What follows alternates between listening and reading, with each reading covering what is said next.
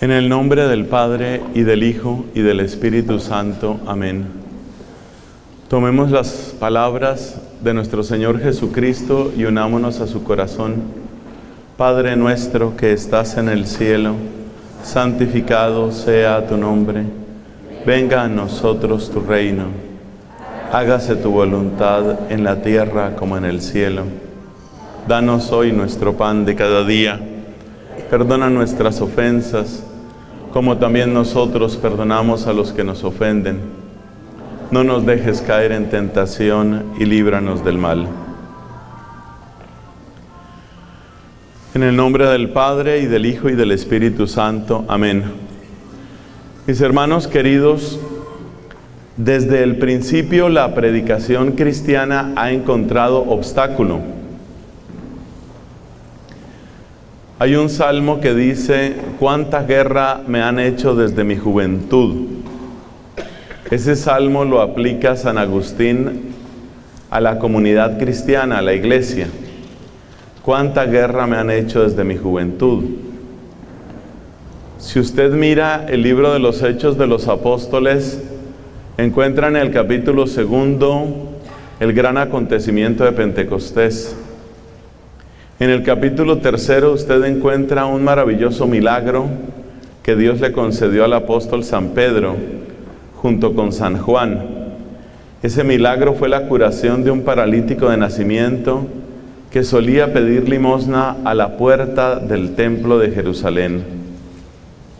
Un milagro bellísimo, pero ese milagro ya produce el primer encarcelamiento. Ya meten a la cárcel a Pedro y a Juan por estar predicando la resurrección sucedida en Cristo. El mismo Pedro hace notar lo absurdo de la situación. Pedro dice: que conste que estamos encarcelados, que conste que se nos acusa por hacer una obra buena. Entonces, la primera idea que les voy a pedir el favor que tengan en cuenta es que la dificultad, la contradicción, la persecución han sido más bien la norma en la iglesia, han sido la norma. No se puede realmente esperar algo diferente. Jesucristo también dijo, ¿no?, que nosotros debíamos considerarnos felices. Capítulo 5 de San Mateo: considérense felices cuando los persigan por mi nombre. En otra ocasión, como aparece en el Evangelio de Lucas, el Señor Jesucristo dice: «Ay de ustedes si todo el mundo habla bien de ustedes». Y también en ese Evangelio encontramos que Cristo nos enseña cómo hay que abrazar la propia cruz para ser discípulo del Señor. Es decir, nadie dijo nunca que ser cristiano fuera fácil. Si alguna vez te lo dijeron, te estafaron, que te devuelvan la plata. Nadie dijo nunca que ser cristiano fuera fácil. Eso no es cierto, eso no se cumple, eso no es verdad.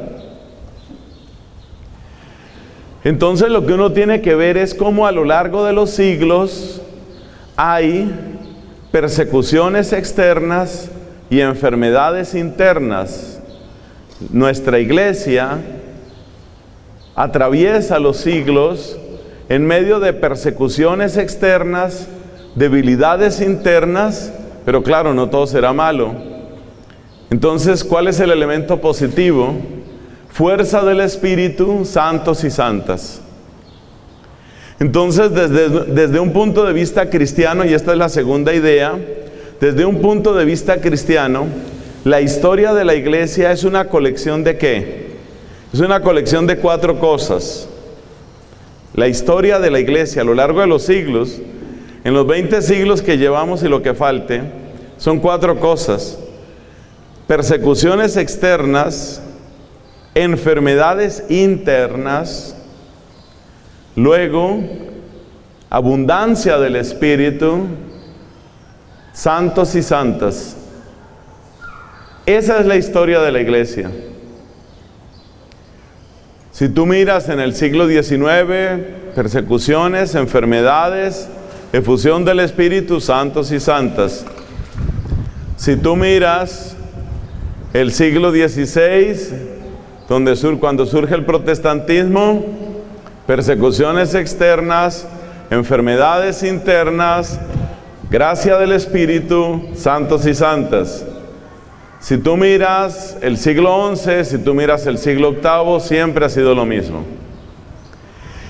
Entonces, podemos decir que ese es el menú que uno puede esperar. Uno ya sabe qué es lo que le espera. Persecuciones externas, enfermedades internas, gracia del Espíritu, y la parte de santos y santas, esa es la que nos toca a nosotros. Entonces, ¿dónde están los santos y santas? Los estoy viendo ahora. ¿Y dónde está la gracia del Espíritu? Está en esa experiencia que ustedes y muchas otras personas tienen. Ese es el menú. Entonces llevamos dos frases, dos pensamientos. Primero, que el caminar de la iglesia ha sido siempre un camino penoso, un camino de cruz. Y luego hemos visto que ese caminar, ampliando esa idea, siempre tiene persecución externa, enfermedad interna, gracia del Espíritu, santos y santas, santos y santas. Eso es lo que siempre tenemos. Entonces, ¿cómo aprende uno a vivir su fe en cada época? No nos va a faltar la gracia del Espíritu. Podemos pedirla más y más, pero no nos va a faltar. Dios va a despertar santos y santas. Estamos convencidos de eso. Y yo personalmente creo que entre ustedes y los hijos de ustedes, Dios seguramente está pensando santos y santos grandes para Bolivia y para América Latina. Pero a uno lo que sí le toca, y esta es la parte que quiero subrayar, a uno lo que sí le toca es ubicarse muy bien sobre cuáles son los ataques y cuáles son las enfermedades. Esa parte sí que hay que mirarla mucho. Esa parte sí hay que mirarla, porque la gracia del Espíritu Santo no nos va a faltar. Es asunto sobre todo de orar, de buscar, de no desfallecer. Esa parte no va a faltar. Pero lo que uno sí debe estudiar, lo que uno sí debe mirar, guiado por las palabras de Cristo, es los signos de los tiempos. Jesús nos dijo, ¿cómo es que ustedes saben distinguir el clima? ¿Cómo es que ustedes saben cuándo va a ser calor? ¿Cuándo va a ser frío? ¿Cuándo va a llover? Ustedes saben distinguir el clima y no saben distinguir los signos de los tiempos. Cristo quiere que nosotros sepamos discernir los signos de los tiempos. Y discernir los signos de los tiempos en buena parte es darse cuenta de cuáles son esos ataques exteriores y cuáles son esas enfermedades interiores de la iglesia.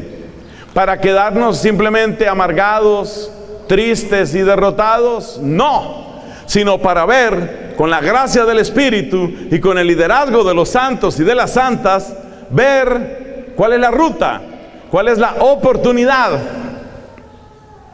Así funciona la iglesia. Hay desafíos. El que no conoce al Señor o el que está mediocre en su fe simplemente se queda agarrándose la cabeza y lamentándose. Qué terrible. Oye, pero qué terrible esto. Pero ¿hasta dónde vamos a llegar? Pero ¿qué es esto? Pero ¿qué es esto, por favor? Y es lo único que hace. En cambio, el que tiene la gracia del Espíritu discierne, lee lo que está pasando, se da cuenta de lo que está pasando y empieza a encontrar oportunidades en medio del campo de batalla. Esas oportunidades se las muestra la gracia del Espíritu y esas oportunidades las muestran los líderes del Espíritu que se llaman los santos y las santas. Entonces, en nuestras dos charlas anteriores, las que me han correspondido dentro de este hermoso retiro, hemos hablado de un santo y de una santa, Santo Domingo y Santa Catalina. Pero ahora toca el turno de ustedes. Alguien me preguntaba, ¿y ahora nos vas a hablar de otro santo? No. Sí habría muchos santos para comentar. Incluso hubo personas que me hicieron lobby, hablanos de San Juan Bosco, me dijeron. Pero sin embargo yo creo que en este momento necesitamos esa lectura de los signos de los tiempos. Entonces la historia, gracias, la historia de la iglesia, ¿cómo es? La historia de la iglesia es persecuciones afuera, enfermedades adentro, gracia del Espíritu, santos y santas. ¿Y qué es lo que hace la gracia del Espíritu? Que tú no te quedes solamente lamentándote y diciendo, pero ¿qué es esto? Pero ¿cómo? Pero ¿cómo así? Además de quejarte y además de decir, pero ¿cómo así? Hay que hacer algo. Y eso es lo maravilloso de un San Maximiliano María Kolbe. Ustedes conocen la historia del santo de Auschwitz, el que se ofreció para reemplazar a un preso, para morir de una manera espantosa. Puede decirse que escogió el martirio. ¿Qué es lo maravilloso de los santos? Que aún en las condiciones más terribles ven oportunidades. Eso te lo da el Espíritu Santo. Pero para eso necesitamos leer los signos de los tiempos, darnos cuenta qué es lo que estamos viviendo, darnos cuenta qué es lo que está sucediendo. Eso es lo que nosotros necesitamos y eso es lo que nos da el Espíritu Santo de Dios. Ya ustedes se imaginarán entonces cuál es el resto de esta predicación. Vamos a hacer una lectura de signos de los tiempos. La mayor parte de lo que vamos a decir tiene que ver con los ataques exteriores y una partecita tiene que ver con lo que está pasando también dentro de la iglesia. La verdad es que mucho de lo que está pasando dentro de la iglesia es simplemente que nosotros, empezando por los sacerdotes, también nos contaminamos. Nos contaminamos del demonio, del mundo y de la carne. El Papa Francisco varias veces ha hablado de la mundanización. ¿Qué pasa cuando un sacerdote se mundaniza? ¿Qué pasa cuando un sacerdote se llena de los criterios de este mundo? Que ya no predica el evangelio, ya predicará otra cosa. Por ejemplo, se dedica a predicar simplemente, qué sé yo, superación personal, logra tus metas, pásala bien. Pero el evangelio es mucho más que eso. Entonces vamos a hacer una lectura de signos de los tiempos. Son 7 puntos, por eso les he pedido que ustedes tengan listos sus apuntes, porque vamos a mencionar 7 realidades que nos están marcando. El conjunto de esas 7 realidades a veces lo llamamos nuevo orden mundial. La razón por la que la llamamos así es porque nos damos cuenta de que es algo que sucede no solamente en este país, ni solamente en Argentina, ni solamente Brasil, ni solamente Colombia, o Panamá, o México. Es algo que sucede en todas partes. ¿Quién está detrás de eso? ¿Quién hace que sucedan las mismas cosas o muy parecidas en todas partes? ¿Quién está detrás produciendo las mismas leyes en todas partes? Es difícil saberlo. Sabemos que hay asociaciones, como por ejemplo la masonería, que está muy presente en Santa Cruz y que está secuestrando las mentes de muchos de los más brillantes empresarios y líderes aquí en Santa Cruz, porque se presenta como una sociedad humanitaria, como una especie de fraternidad para que tú crezcas y tengas contactos. Y entonces hay mucho católico iluso, mucho católico ingenuo que está entrando en el tema de la masonería en Santa Cruz y en otras partes. Y entonces ellos dicen, no, yo ahí estoy nomás por contactos, estoy nada más por tener amigos, nada más por un asunto de networking, y te lo dicen en inglés para ver si entiendes, networking. O sea, estoy haciendo redes, estoy haciendo contactos. Sabemos que la masonería es una organización transnacional, sabemos que la masonería tiene muchísimo poder, sabemos que la masonería está interesada en debilitar, calumniar, difamar como cuanto sea posible a la Iglesia Católica. O sea que la masonería debe tener que ver con esto, pero ¿hasta dónde? ¿Hasta qué punto? ¿De qué manera? Es muy difícil saberlo. Lo cierto es que cada vez tiene más poder en distintos ámbitos de las entidades públicas y privadas en un lugar como Santa Cruz de la Sierra, Bolivia.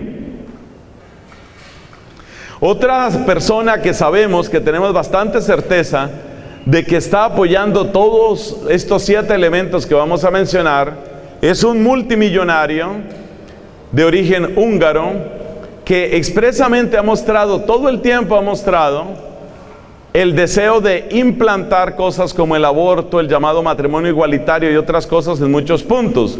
Ese señor, por favor, escriban su nombre, es conocido internacionalmente, tiene un poco más de 80 años de edad, su fortuna es de varios miles de millones de dólares, Probablemente ese señor puede tener algo así como una fortuna de 40,000 millones de dólares o un poco más. Es muchísimo dinero. Y él utiliza mucho de su dinero para apoyar una cosa que se llama la Fundación Sociedad Abierta, la Open Society Foundation. Aunque eso tiene otros nombres, pero lo importante es el nombre de él. Él se llama George Soros. S-O-R-O-S. Uno sabe que George Soros está apoyando todo este sistema. Quiere decir que George Soros es el gran poder, algo así como el que está detrás de todo esto, haciendo todo el plan maestro para que sucedan todas estas cosas. No lo sabemos. Realmente tenemos más o menos noticia con respecto a la masonería y con respecto a Soros. Hay otra industria, una industria muy poderosa de abortos, que tiene muchísima fuerza y que se sabe que mete millones de dólares allí donde está el tema del aborto y otros temas parecidos. Eso se llama Planned Parenthood. Planned se escribe P-L-A-N-N-E-D. Planned Parenthood. Parenthood, P-A-R-E-N-T-H-O-O-D. Luego lo puedes escribir mejor. Planned Parenthood es la industria de aborto más potente que tiene Estados Unidos y realmente apoya muchísimo todo lo que sea aborto en otros países. O sea, claramente Planned Parenthood está conectado con eso.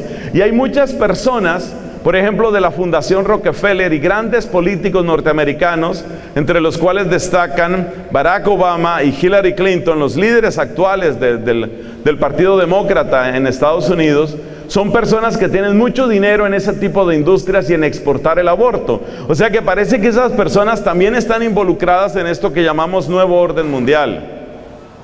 El caso de Hillary Clinton es particularmente notorio porque esta señora en su campaña decía, hay que quitarle poder a la religión, hay que sacar a la religión de la sociedad. O sea, es evidente que ella tiene eso.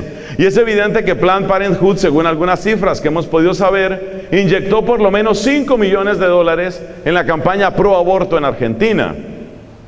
O sea que sabemos pedacitos de quién está detrás del nuevo orden mundial, pero no tenemos todo el mapa completo y probablemente nunca lo vamos a tener.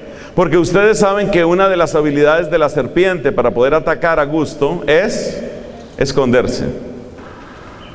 O sea que mi principal obsesión en este momento no es presentarles a ustedes los datos actualizados como si yo fuera, qué sé yo, la CIA o quién sabe qué, y que yo sí tengo todos los datos y todo el mapa de los poderes oscuros que están tratando de atacar a la fe, a la iglesia y a la familia. Yo no tengo ese mapa. Les advierto estas cosas, les presento estos nombres, se los repito: Fundación Rockefeller, cúpula del Partido Demócrata en Estados Unidos, Planned Parenthood, George Soros, masonería. Les he dado esos nombres para que cuando a usted le llegue algo de eso, cuando usted oiga algo de eso, usted tenga idea de por dónde van las cosas. Pero no sabemos si esa es la cúpula del poder. No sabemos si ellos están muy articulados o simplemente les une la mala voluntad de destruir muchas cosas que son enemigos comunes para ellos. Eso no lo sabemos. No tenemos idea. Y lo más probable es que los verdaderamente poderosos, los realmente poderosos, no salgan a la luz tan fácilmente. Quiero destacar una cosa antes de empezar nuestra lista de las 7 características del nuevo orden mundial. Quiero destacar una cosa importante. Y es que este no es un asunto de política. La gente cree que este es un asunto de derechas o un asunto de izquierdas. Y la verdad, en un país como Estados Unidos es muy notoria la diferencia entre demócratas y republicanos en algunas cosas. Así, por ejemplo, uno ve que los demócratas siempre tienen como consigna: necesitamos exportar el aborto. Eso está claro. Pero esto está por encima de la política. Pueden agregar a su lista la ONU. Esto no lo digo yo. Yo lo puedo decir aquí en público, en primer lugar, porque confío en Jesucristo y le pido que me proteja y que los proteja a ustedes. Pero es que además hay otras personas que lo han dicho también en público. Tal vez la voz más alta en la iglesia que ha hablado claramente sobre este tema es un cardenal africano que estuvo en la Congregación para el Culto Divino, el cardenal Sarah. El cardenal Sarah, S-A-R-A-H, es el apellido de él. Es un hombre muy, muy valioso. Lo que ustedes lean de él sobre liturgia, sobre teología, sobre sacerdocio, es muy bueno, muy bueno. S-A-R-A-H. Por favor, conozcan de él. Ayer decíamos, por favor, oigan, estudien, lean otras cosas. Limite, por favor, videos de gatos, 10 minutos al día, no más, no más. No importa que simpáticos estén los gatos, no más de 10 minutos. Videos de danzas y coreografías, no más de 6 minutos al día, no más. O sea, empiece usted a limitar ese tipo de cosas porque es necesario que usted se documente, es necesario que usted se forme. Entonces la ONU, evidentemente la ONU está en esto. El Fondo Monetario Internacional claramente está en esto.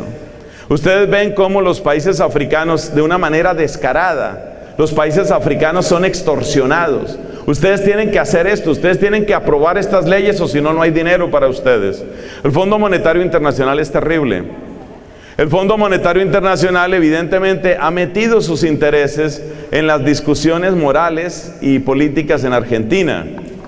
No puede ser casualidad que mientras estaba todo este debate candente que ustedes vieron muy de cerca aquí, mientras estaba todo el debate candente del aborto en Argentina, se estaba gestionando también un préstamo de una suma absolutamente fabulosa. Yo no sé cuánto era, pero es algo así como 500 billones de dólares. Una cosa, o sea, son cifras que a mí me rebasan la cabeza completamente. El Fondo Monetario Internacional estaba negociando ese préstamo con Argentina en la misma época en la que se hacía la discusión del aborto. Por favor, hay que poner 2 y 2 juntos y ver que 2 y 2 son 4, ¿no? Entonces mira todas las instituciones que conocemos, Fondo Monetario. Mira, hay una institución que nació bastante sana, incluso la Iglesia Católica tuvo que ver en ella. Esa institución se llama Amnistía Internacional.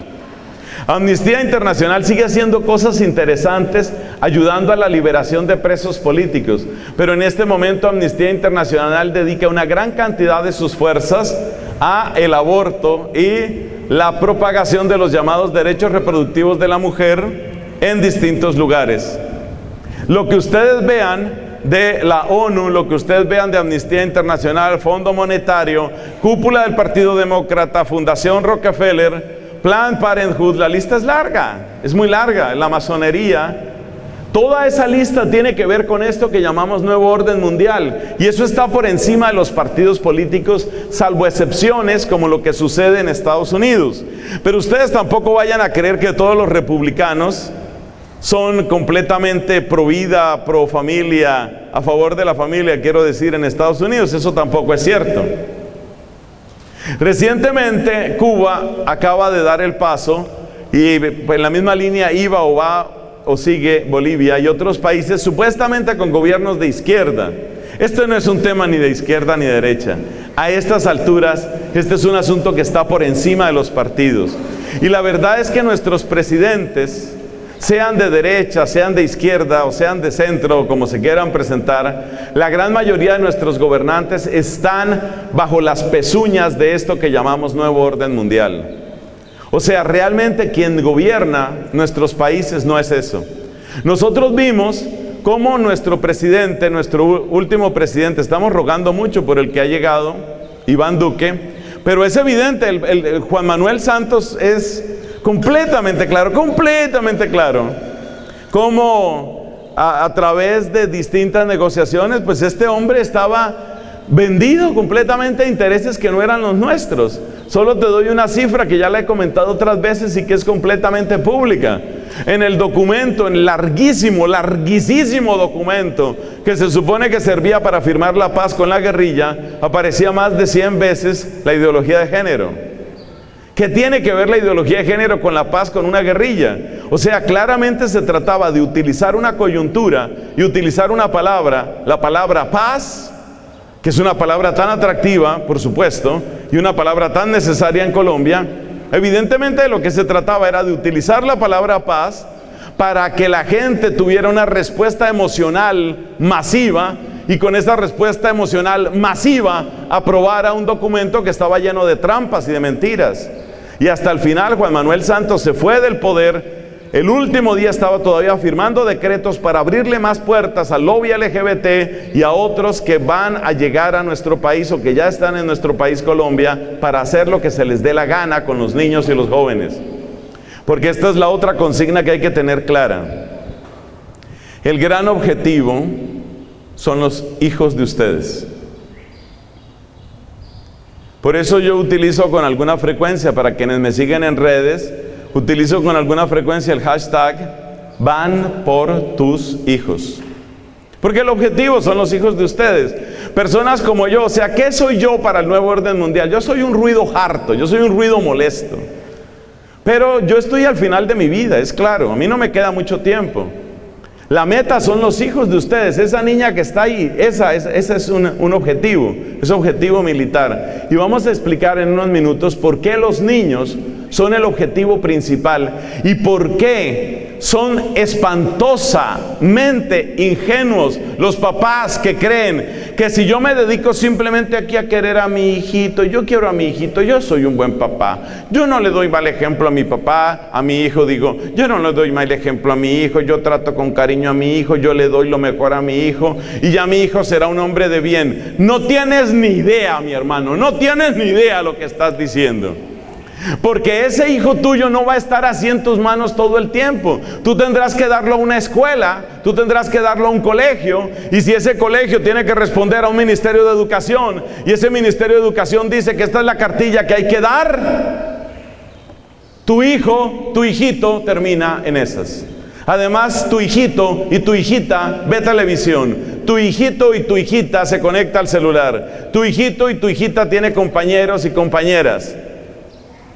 Entonces, uno de los papeles importantes, o sea, esa fue la tarea que me tocó a mí en este retiro. Tal vez no es la más amable del mundo, pero es la que me toca a mí. Procuro hacerla bien. Una de las tareas que me ha correspondido aquí es invitar a los papás, a las mamás, a que despierten. Despierten significa hoy, te lo voy a decir con esta frase por si la quieres escribir. Hoy no basta ser un buen papá. Cuando la sociedad era relativamente católica, bastaba con ser un buen papá.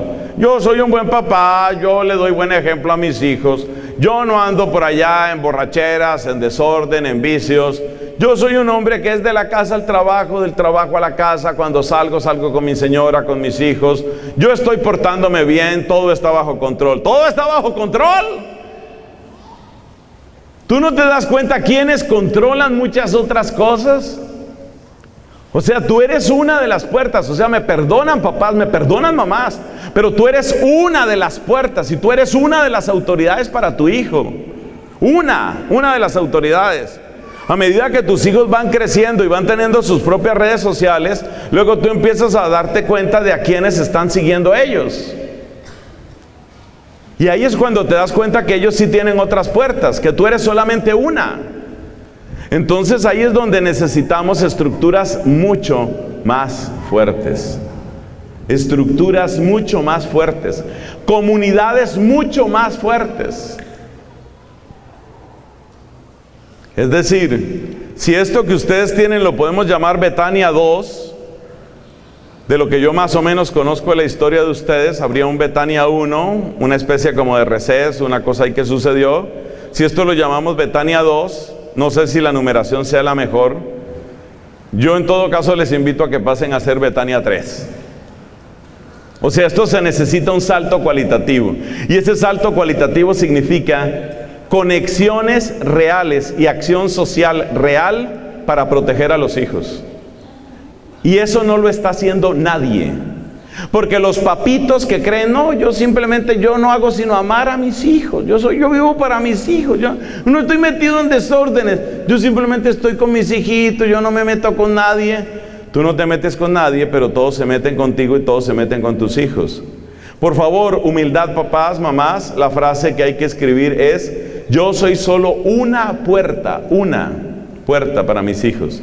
Claro, a la edad en la que está esa hermosa criatura, que responde al nombre de Emma, esa hermosa criaturita, a esa edad en la que ella se encuentra, realmente solo hay 1 o 2 personas que tienen gran impacto en la vida de ella.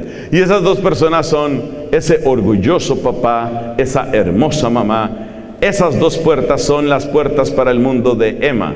Muy pronto eso cambia, muy pronto. A partir del jardín infantil la cosa cambia. Y luego viene que el colegio, y luego viene que los medios de comunicación, y luego vienen los amigos, las amigas, las fiestas, los paseos, los líderes, los profesores. Por otra parte, tampoco podemos volvernos una burbuja. Tampoco podemos volvernos una secta. Tampoco podemos encerrarnos simplemente y que no vean, no conozcan, no prueben. No se puede. Entonces necesitamos estructuras sumamente robustas. Y si ustedes me preguntan a mí, que no me lo han preguntado, si ustedes me preguntan a mí cuál es el reto o uno de los retos principales para el directorio que será elegido en este retiro para Betania, uno de los retos grandes es cómo se pueden consolidar estructuras que representen una defensa real de niños y jóvenes. Estructuras de defensa. Estructuras de defensa, ¿qué quiere decir? Quiere decir que si un colegio quiere imponer algo que va en contra de la moral, que tú sabes que es correcta, ¿qué puedes hacer tú? Tú como persona no vas a poder hacer nada. Tú como persona no puedes. Tienes que estar unido a algo. Tienes que formar algo. Y ese algo tiene que ser muy fuerte, muy fuerte. ¿Qué está formando Betania? ¿Cuál es la presencia social de Betania? ¿Cuál es la presencia social? O sea, en el momento en el que ustedes empiecen a ver, que no sé si ya haya sucedido, en el momento en el que ustedes empiecen a ver que empiezan a secuestrarles las mentes a sus hijos, en ese momento ustedes ¿qué pueden hacer? Real. Por supuesto, yo sé que es real la oración y siempre tenemos que orar. Pero en el plano de la interacción social, ¿qué pueden hacer ustedes? Entonces me parece muy importante que el directorio que sea elegido tenga plena conciencia de eso. A mí nadie me está preguntando si debo decir esto, pero como no me dijeron que lo dijera, pero tampoco me dijeron que lo callara. El directorio tiene que asumir esto. El directorio tiene que asumir esto. ¿Qué tipo de estructuras reales podemos utilizar para empezarnos a defender en caso de? Porque para allá va todo esto. Y las barricadas, las defensas tradicionales están cayendo. Ustedes saben que hay serios proyectos de ley, que yo sepa, en España, en Francia, en Argentina, hay serios proyectos de ley para derribar la objeción de conciencia. Hasta ahora la gente creía, no, yo pues pongo objeción de conciencia, yo soy médico, pero yo no hago abortos por objeción de conciencia. Esos quieren acabarlo. Eso quieren acabarlo. Entonces, ¿cuál es la defensa de ustedes? De ustedes. Yo voy de para abajo, yo ya empecé mi declive. Claro, hay otros que van más adelante. Yo ya empecé mi declive. El tema son ustedes. Mi preocupación son ustedes y son los hijos de ustedes. Y fíjate cómo muchos jóvenes están sintiendo que esto es tan real que no quieren tener hijos. Están sintiendo que el futuro está tan dramático que no quieren tener hijos. Gracias a Dios hay otras parejas que sí quieren tener hijos y que alegran este mundo con sus hijos, bendito sea el Señor. Pero hay muchos que no quieren tener hijos, que simplemente quieren conservar su cuerpecito bonito y pasarse la vida probando nuevos restaurantes, probando nuevas vacaciones, teniendo reuniones bonitas, queriéndose mucho, dándose abracitos y quieren pasar la vida así. El directorio que sea elegido tendrá que afrontar eso. ¿Qué hacemos? ¿Cómo empezamos a trabajar estructuras? Es posible que yo sea un ignorante, seguramente lo soy, y es posible que ya haya gente que esté trabajando ese tipo de cosas aquí en Santa Cruz. Yo por lo menos no conozco eso. Gente que esté trabajando estructuras serias de defensa. En España hace unos años se dieron cuenta de que los problemas legales nadie los iba a defender. Los problemas legales que van en contra de la iglesia. Entonces hicieron una asociación de abogados cristianos. Esa asociación de abogados cristianos está logrando algunas cosas porque si no nadie defiende. O sea, ellos se dieron cuenta, hay que hacer una asociación y hay que darle una determinada consistencia. Pero el ataque es bravo, el ataque es muy duro. Hay una plataforma que se llama Hazte Oír. Hazte Oír es una plataforma que ha defendido muchos de estos temas. el gobierno socialista del Partido Socialista Obrero Español, alias PSOE, el Partido Socialista Español quiere disolver a Hazte Oír. O sea, esa es la guerra. Esa es la guerra, eso se llama guerra. Tú formas una asociación, Hazte Oír es una asociación que trata de hacer visibles muchos de estos problemas. Y entonces, ¿qué pasa? Pues pasa que el gobierno de Pedro Sánchez, el actual presidente del gobierno de España, ya quiere disolver, quiere quitar lo que se llama la utilidad pública. Y resulta que en España, si tú tienes una asociación sin ánimo de lucro y esa asociación no tiene utilidad pública, te quitan la licencia de funcionamiento. Entonces ya no puedes recibir dinero, entonces ya no puedes trabajar, entonces te han destruido. Esa es la guerra que hay en este momento con Hazte Oír en España. ¿Quiere decir que Hazte Oír es la última maravilla? No. Hay cuestionamientos también sobre esa asociación. Pero lo que te quiero decir es que ese es el nivel de impacto que esto tiene. Entonces yo hago una pregunta: ¿qué estamos esperando para empezar la consolidación de esta clase de defensas? O sea, ¿vamos a esperar a qué? El día que tú veas que ya no hay nada que hacer, el día que tú veas lo que les pasó a los papás en el norte de Alemania, lo que les pasó a los papás en Canadá, lo que les pasó a los papás en Noruega. Oiga, yo es que no quería que le enseñaran eso a mi hijo. Ese es el currículum aprobado por el ministerio. Si usted no admite esto, usted pierde la custodia de sus hijos. ¿Pero cómo me va a la cárcel, señor? Y pierde de todas maneras la custodia de sus hijos. ¿Usted quiere esperar a que eso suceda aquí? Entonces, ese es el trabajo. Yo sé que este no es el tema más amable para un retiro espiritual, pero ustedes son una comunidad grande. Ustedes tienen una historia. Muchos de ustedes son profesionales, son gente inteligente. Ustedes son líderes. Si yo no les hablo a ustedes, ¿a quién reúno yo aquí en Santa Cruz para hablar de esto? Ustedes son la gente con la que yo tengo que hablar de esto. Ustedes son la gente con la que yo tengo que hablar para que ustedes se consoliden y aprendan a defender lo suyo, porque nadie más lo va a defender, nadie más. Espero que sí haya otras defensas, pero honradamente no hay muchos que se le metan a esto. ¿Por qué? Por una razón muy sencilla, porque somos muy egoístas y muy cómodos todos. Y como somos muy egoístas, la gente sigue pensando: si yo me porto bien con mi esposa, si yo me porto bien con mis hijos, todo tiene que salir bien. Error brutal. Tú puedes ser un buen papá, tú puedes ser un buen esposo y te quitan tus hijos. Eso se llama Noruega, eso se llama Canadá.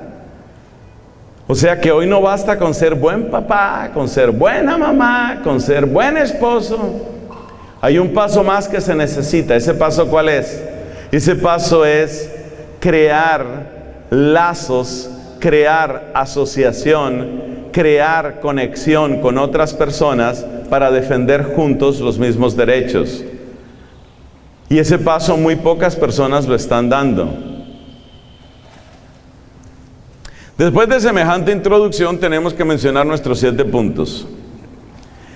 El primer punto se llama neomarxismo. Vamos a explicar qué es el neomarxismo. Para eso hay que explicar primero cuál es un punto muy central del marxismo.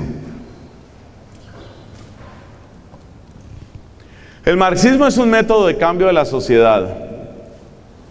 Un método que se basa en tomar fuerza de una clase social maltratada. El marxismo es un método para tomar la fuerza escondida en una clase social maltratada y utilizar esa fuerza para llegar al poder. Esa es la esencia del marxismo y del neomarxismo. Pero el marxismo, por supuesto el nombre viene de Carlos Marx, pero el marxismo tiene una característica, y es que el marxismo se basó fundamentalmente en el descontento y los maltratos de la clase pobre, es decir, de los proletarios.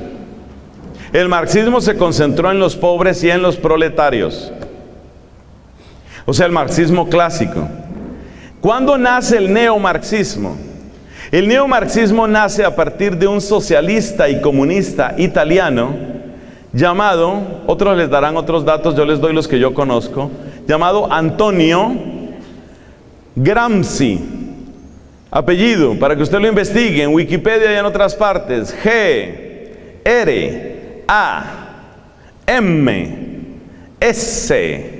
C-I, Gramsci. Antonio Gramsci fue un socialista y comunista italiano que se dio cuenta de algo bastante elemental, pero muy importante, de bastante trascendencia. Gramsci se dio cuenta que si nosotros nos concentramos solamente en la desigualdad económica como fuerza de cambio en la sociedad, hay muchas sociedades donde eso no va a funcionar. Porque para que el marxismo tome fuerza, es necesario que haya masa crítica. Algún día espero hacer una predicación sobre el tema de masa crítica, que es un tema fascinante en sociedad, en ciencia y en muchas otras cosas, en espiritualidad también. En buena parte, un proceso de conversión es un proceso de llegar a masa crítica. Entonces, ¿qué pasa? Que para que el socialismo funcione, para que el comunismo tome fuerza, es necesario llegar a una masa crítica. ¿Y en qué consiste la masa crítica? Tiene que haber una desigualdad bastante fuerte, bastante permanente, bastante dolorosa entre los ricos y los pobres. En todos los países hay desigualdades, pero no todas las desigualdades llegan al punto de masa crítica. Entonces, la masa crítica, ¿cuándo se produce? La masa crítica se produce cuando una gran cantidad de personas están tan profundamente insatisfechas que están dispuestas a sacrificar su comodidad y están dispuestas a sacrificar la seguridad que tienen, así sea una seguridad tenue, pero están dispuestos a sacrificarlo. Solo cuando un número muy grande de personas están dispuestas a sacrificar la seguridad que tienen, se ha llegado al punto de masa crítica. Y ese es el momento en el que tienes la Revolución Francesa. Ese es el momento en el que tienes la Revolución Bolchevique de hace un poco más de 100 años. Ese es el momento en el que tienes los levantamientos contra Somoza en Nicaragua. Ese es el momento en el que surge el chavismo. Ese es el momento en el que Evo Morales se hace con el poder. La gente está radicalmente, no toda la gente, nunca será toda la gente, pero una gran cantidad de personas tienen tal fastidio con la corrupción y el egoísmo de la clase política. Hay tantas personas que están fastidiadas que entonces surge un Mesías. Ese Mesías se llama Evo Morales, ese Mesías se llama Hugo Chávez, ese Mesías se llama Fidel Castro, ese Mesías se llama Ortega. Surge un Mesías. ¿Y qué es lo que hace ese Mesías? ¿Qué es lo que hace ese Lenin en Rusia? ¿Qué es lo que hace ese Mao Zedong en China? ¿Qué es lo que hace ese Castro? O en fin, cada uno de ellos. ¿Qué es lo que hace? Lo que hace es capitalizar el descontento de aquellos que masivamente se sienten traicionados y se sienten manoseados y se sienten usados. Lo que hace es capitalizar el descontento de esa clase y a partir de ese descontento crear una fuerza de choque que derriba a los que están en el poder. Ese es el marxismo. Así funciona el marxismo. Por supuesto, el siguiente paso, una vez que se llega al poder, es jamás soltar el poder. Jamás. Por favor, que nadie se haga ilusiones. En Bolivia, que nadie se haga ilusiones. El plan de ellos es jamás soltar el poder.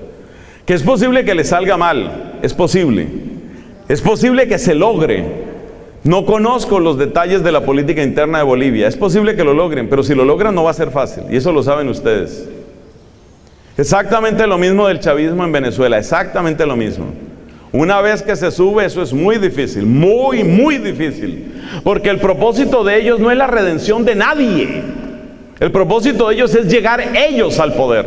Y desde el poder manejar todo. Todo significa economía, medios de comunicación, leyes, poder legislativo, poder judicial, todo, todo, absolutamente todo.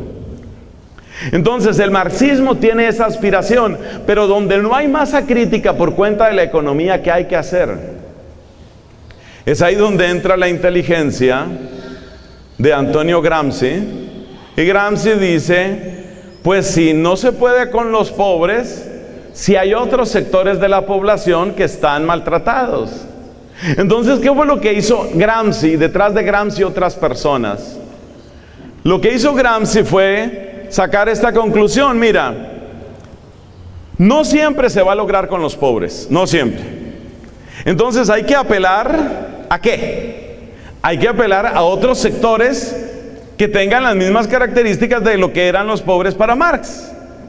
Lo que eran los pobres para Marx, ¿qué es? Sector amplio de la sociedad que ha sido maltratado históricamente.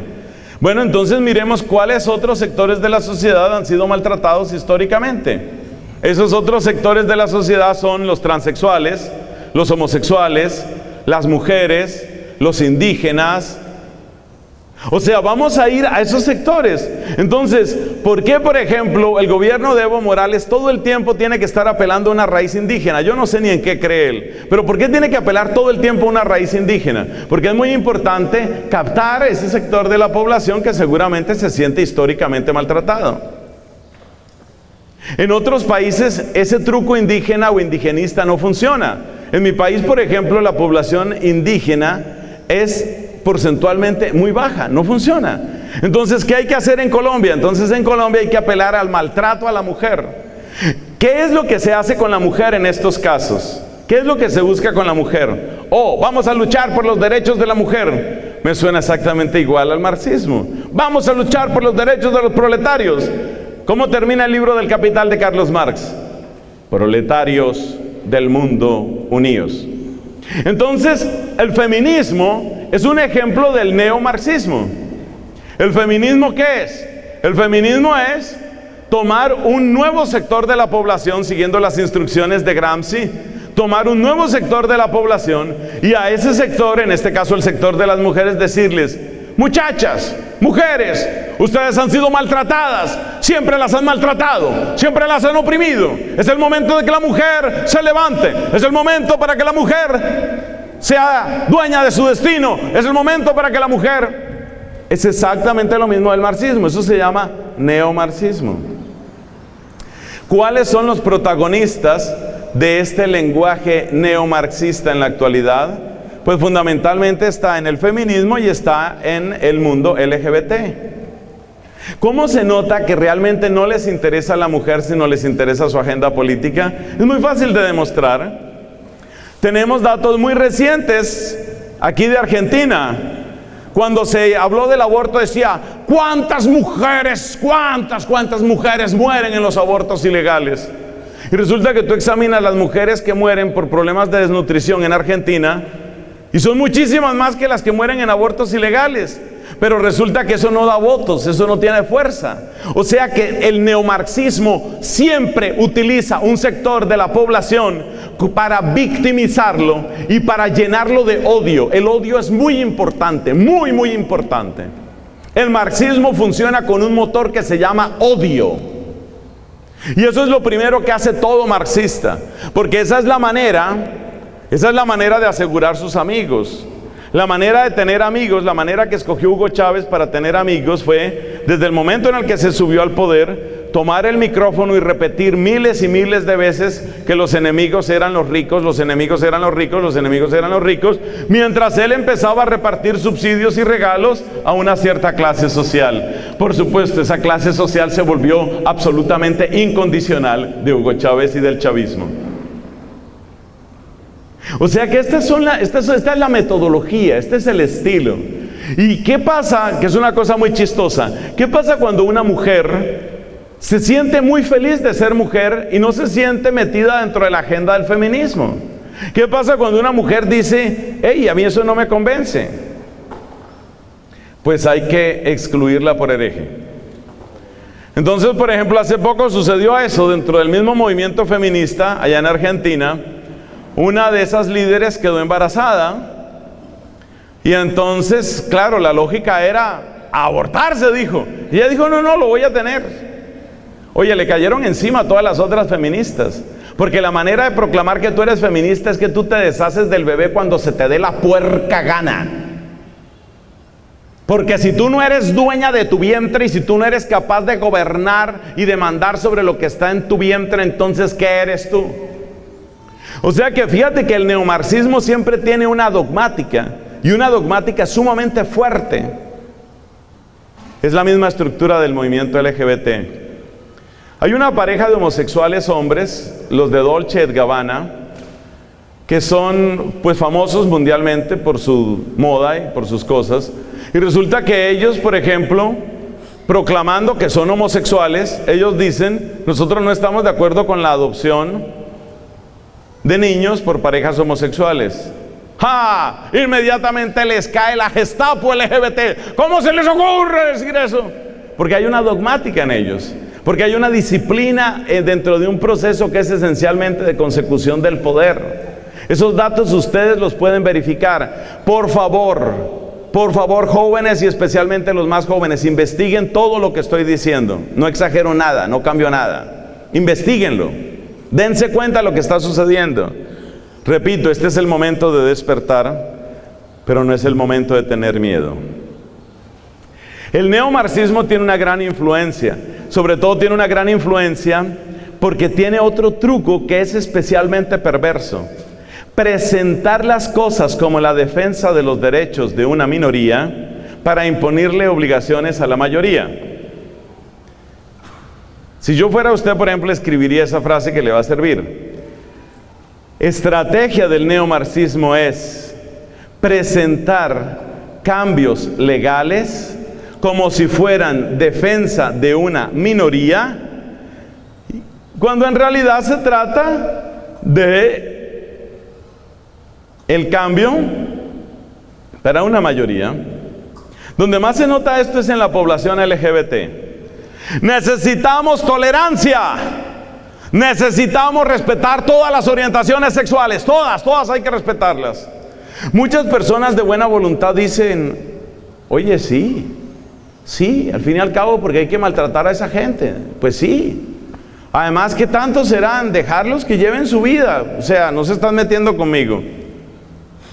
Esa frase es la frase ingenua del siglo y probablemente del milenio. No se están metiendo conmigo. Ay, Dios. Espérate, trato de serenarme un poco porque estas cosas a mí me ponen así un poco, ¿no? No se está... A ver, espérate, lo dijeron. Tú acabas de decir, no se están metiendo conmigo, fue la frase que dijiste. No se están metiendo contigo, eso es lo que tú dices. Y las leyes que se van a promulgar a partir de eso, ¿te afectarán a ti, sí o no? ¿Afectarán a tus hijos, sí o no? Entonces, ¿qué está pasando en algunos lugares?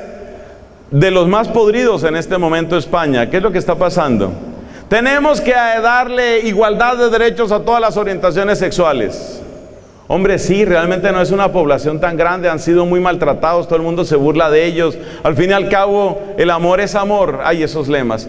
El amor es amor, de todas maneras ellos lo único que hacen es amarse, su manera de amarse es esa, o sea, ¿por qué les hacemos tanto problema? Y eso lo apoya mucha gente, incluso católica, en una terrible ingenuidad. ¿Qué pasa después? Mira lo que pasa después. Se sacan las consecuencias. Puesto que toda orientación sexual es igualmente válida, la educación sexual tiene que preparar a todos para todas las posibilidades. Porque si damos una orientación sexual, una educación sexual que sea hetero, entonces estamos creando nuevamente discriminación contra los homo. Entonces necesitamos que la educación sexual sea igual para todos. Entonces el hijo suyo tiene que aprender cuáles son los placeres del sexo anal para que él sepa cómo es que disfruta un homosexual, para que él sepa que existe ese camino. Hey, ya eso no me gusta. Too late. Demasiado tarde. Si vamos a respetar todas las orientaciones, la educación sexual tiene que ser esa. Además, si vamos a respetar todas las orientaciones, ¿quién tiene que estar en un jardín infantil? En el jardín infantil no pueden estar solo mujeres que perpetúen el rol de la mujer mamá. No pueden estar solo hombres que perpetúen el rol, porque la perpetuación de roles es lo que mantiene la opresión. Entonces a los jardines infantiles deben ir los transexuales. Y cuando tú levantas la mano para decir, oiga, demasiado tarde. Demasiado tarde. Busquen en Facebook una cosa que se llama Provida Miami y miren las fotos de lo que está pasando ya en Estados Unidos. Yo no me invento nada. Miren ustedes lo que está pasando ahí. Transexuales invitados a dar clases y dar talleres a los niños y las niñas. Entonces, si esa fuera la situación, se lo voy a poner bien dramático. A una niña como esa le quedan unos pocos meses antes de empezar a ver esos espectáculos. A esa niña le quedarían meses en otro país para empezar a ver eso. Esa es una estrategia del neomarxismo. El neomarxismo toma el caso excepcional, lo vuelve una ley y lo aplica a todos. Queda aplicado a todos.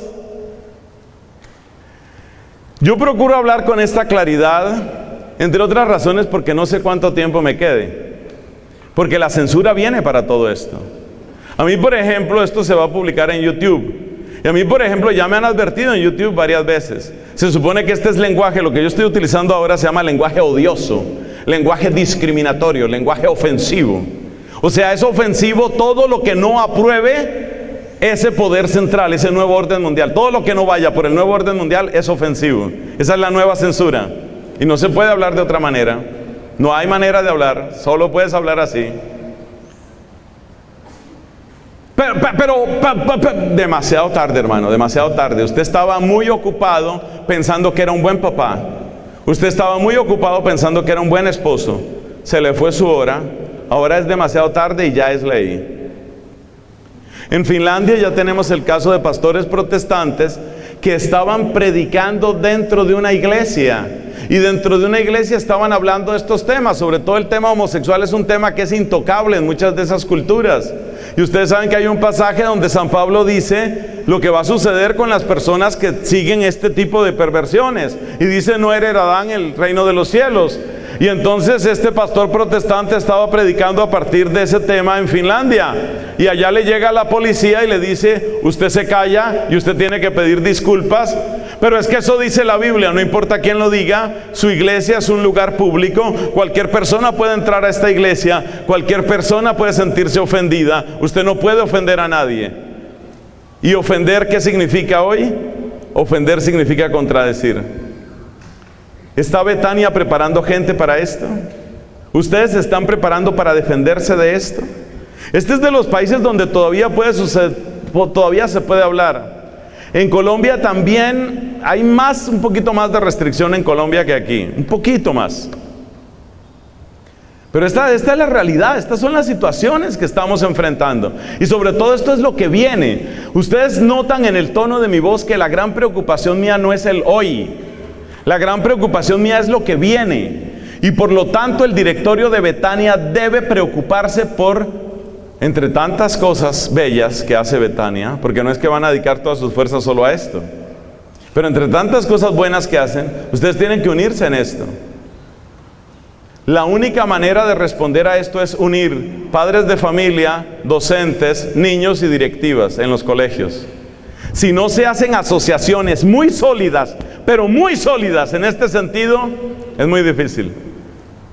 Porque esta gente va entrando en todo, va entrando absolutamente en todo. Segundo elemento, ya ese primero es bastante preocupante, hay que ver qué podemos hacer, etc. Segundo elemento. Una segunda característica es la socialización de la adicción. Es decir, conjunto de métodos que tienen por objetivo que seamos adictos. Yo sé que esto suena a teorías de conspiración. O sea, es posible que algunos de ustedes digan, oiga, pero ese señor que desayuna, ¿no? ¿Qué le dieron? ¿Qué almuerzo le dieron? Puedo decir, no hay ningún problema, me dieron un majadito. ¿Cuál es el problema? Majadito fue lo que yo almorcé. El problema no es de almuerzo. El problema es de la realidad que hay detrás de esto. Se lo resumo en una frase: nos quieren adictos. ¿Por qué nos quieren adictos? Porque el adicto de tal manera está encadenado a su satisfacción que es incapaz de levantar la mirada para preocuparse por otros, para saber quién lo gobierna o para crear redes de ayuda. El adicto es el ideal de muchos gobiernos. Ya desde los romanos se utilizaba la expresión que es parecida a lo que ahora estoy diciendo, pan y circo. Es decir, mantengamos a la gente contenta, mantengámoslos contentos. Ustedes saben que cuando los gobiernos tienen grandes problemas, se inventan una guerra, se inventan un enemigo o se inventan una fiesta. Es necesario mantener a la gente atontada, es necesario mantener a la gente distraída. Cuando tú estás pasando 3 horas al día en tu chat, cuando tú estás pasando 3 horas al día o más horas al día viendo tus videos de distracción, no es que esté malo distraerse, me refiero a lo que es comportamiento adictivo. Cuando tú estás pasando tantas horas al día en esa especie de distracción, o en tu licor, o en tu casino, o en tu alcohol, o en tu pornografía, cuando tú eres adicto, eres muy fácil de gobernar, muy fácil. Los adictos son fáciles de gobernar. Por eso en muchos países, lo comentábamos precisamente en el almuerzo, por eso en muchos países no luchan contra la adicción, simplemente le dan un lugar y ya. Entonces Suiza fue el primer país donde eso empezó, otro que ya lo tiene se llama Australia. Tú eres cocainómano, no vamos a curarte tu adicción a la cocaína, vamos a llevarte a un lugar donde el gobierno te dará tu dosis de cocaína y ahí serás un zombie hasta que un día te mueras y te acabaste y ya estuvo. Entonces, a los poderes de este mundo les sirve que nosotros seamos adictos. Y por eso ustedes se dan cuenta que por una parte y por otra intentan que uno sea adicto. ¿Está funcionando eso? Sí. Una de las cifras más preocupantes es el caso de la pornografía y las mujeres. Triste y vergonzosamente para el sexo masculino, la pornografía en sus diversas formas ha tenido gran impacto, ha invadido el corazón y la mente de muchísimos hombres hace mucho tiempo. Normalmente las mujeres no tenían ese tipo de interés. El interés de las mujeres por la pornografía solía mantenerse muy debajo del 10%. Es decir, más de un 90% de las mujeres no manifestaban ningún interés por buscar eso. Pero año tras año las cifras de consumo de pornografía por parte de mujeres han ido aumentando. Distintas clases de pornografía, es decir, ¿qué pornografía ven las mujeres? Eso no es lo importante aquí. El hecho es que sí ha ido aumentando, ha ido creciendo. Hace unos años me encontré con un dato que también repito con frecuencia.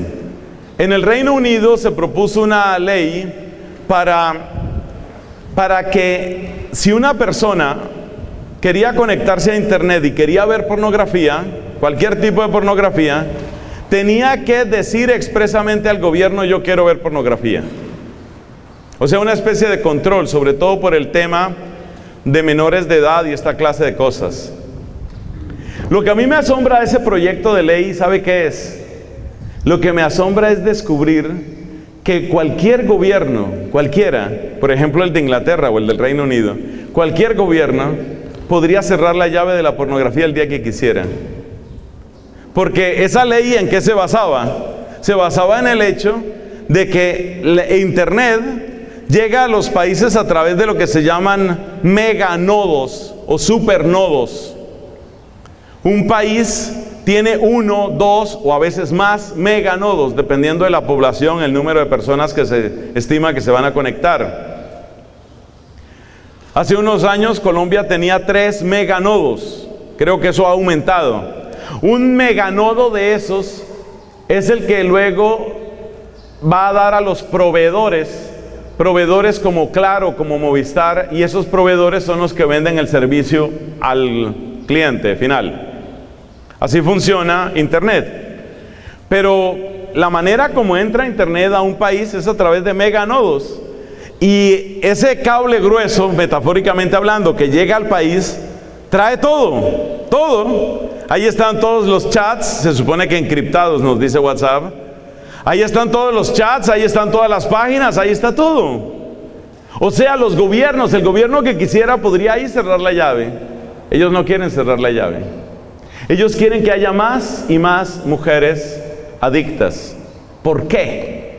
¿Por qué la adicción es tan fuerte? Porque una persona adicta está políticamente muerta. Una persona adicta está socialmente muerta. O por lo menos su nivel de impacto es mínimo. Efectivamente, cuando una persona está obsesionada por el próximo orgasmo, cuando una persona está obsesionada por dónde voy a conseguir la próxima pareja, cuando una persona está obsesionada por cuál es la próxima experiencia sexual que voy a tener, esa persona obsesionada por eso es exactamente igual que el que está pensando dónde me meto la próxima borrachera, o dónde consigo el próximo cacho de marihuana, o dónde consigo el próximo casino, etcétera. Son personas fáciles de gobernar. Entonces ahí tenemos un segundo elemento que es bien preocupante. Ese segundo elemento se llama adicciones. Tercer elemento. Tercer elemento que debemos mencionar proviene de una época que se llamaba la modernidad y se llama racionalismo.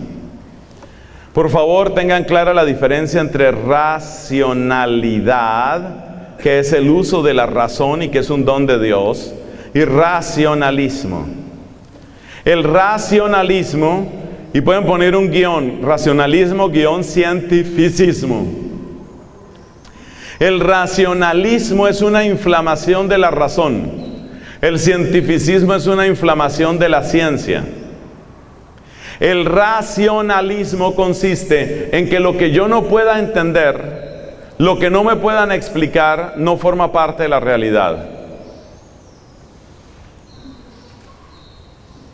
El cientificismo es lo mismo, pero con la ciencia es todavía más limitado que el racionalismo.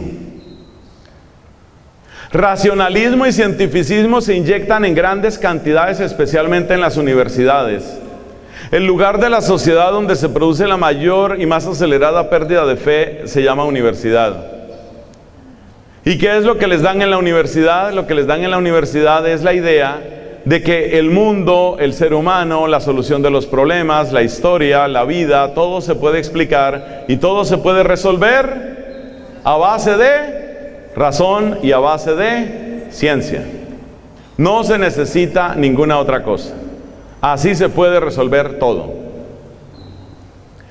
Por supuesto, el racionalismo y el cientificismo cumplen un gran papel en esto que llamamos nuevo orden mundial, porque hace que nosotros seamos adoradores de la ciencia y quiere que nosotros seamos adoradores de la ciencia y quiere que nosotros nos desconectemos de toda práctica de fe. Y las dos cosas son muy importantes. La adoración de la ciencia hace que nos metan una gran cantidad de goles. Hay un par de sexólogos que fueron muy famosos en Estados Unidos, uno de ellos con K, Kinsey. Siempre trabajaban, eran dos sexólogos. Y estos dos sexólogos empezaron a publicar estudios sobre cómo funcionaba la sexualidad humana. Estudios que siempre resultan muy apasionantes porque el tema del sexo es un tema que a todos nos toca porque todos somos seres sexuados y porque los placeres del sexo son supremamente intensos. Entonces las palabras de este Kinsey, los estudios de este Kinsey y de otras personas llegaron a tener una tremenda influencia porque eran voz de ciencia. Entonces se lo voy a decir de esta manera para sus apuntes. Usted puede escribir lo siguiente: la ciencia ha creado un nuevo sacerdocio.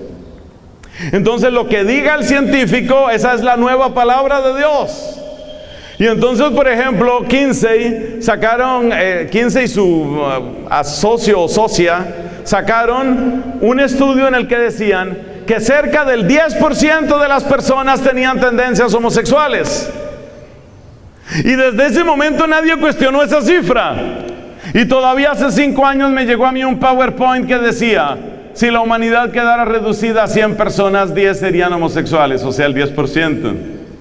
Resulta que esa cifra fue absolutamente inventada. Esa era una cifra inventada, es una cifra que fue falsa desde desde el día número 1. Con el aborto se ha hecho exactamente lo mismo. Nos presentan unas estadísticas y por el solo hecho de que son estadísticas ya aparecen palabras de un nuevo sacerdocio. Entonces las estadísticas dicen, por ejemplo, las estadísticas dicen que cada minuto mueren 50 mujeres en Argentina. Oiga eso, cada minuto 50 mujeres, no sé cómo quedan mujeres en Argentina. O sea, ¿me está oyendo o no me está oyendo? 50 mujeres por minuto en Argentina. por abortos ilegales. ¿Qué opina de eso? 50 mujeres por minuto. Oiga, y eso sale en las cámaras de la televisión nacional de Argentina, en palabras de un transexual o una transexual, no sé qué era. Y entonces dice, no, yo sí estoy de acuerdo con que debe aprobarse porque es que están muriendo 50 mujeres por minuto. Entonces, ¿sabes lo que pasa con la adoración de la ciencia? ¿Sabes lo que pasa? Lo que pasa con la adoración de la ciencia es que luego cualquier persona con una bata blanca es el nuevo sacerdote. Y esto vale, por ejemplo, para venderte un detergente. ¿Te has dado cuenta que cada vez que nos venden un detergente nos presentan una persona con bata blanca? Esto contiene cloruro de pimpollo. Oh, es cloruro de pimpollo. Claro, el nuevo desodorante con cloruro de pimpollo hace que usted reciba. Entonces nos presentan un dibujito en donde el mal olor es derrotado por el cloruro de pimpollo. ¡Pum, pum, pum! Explota el mal olor. ¡Pum, pum, pum, pum! Y la gente mira eso y sale a comprar desodorante con cloruro de pimpollo. Eso se llama el nuevo sacerdocio. Ese es el nuevo sacerdocio.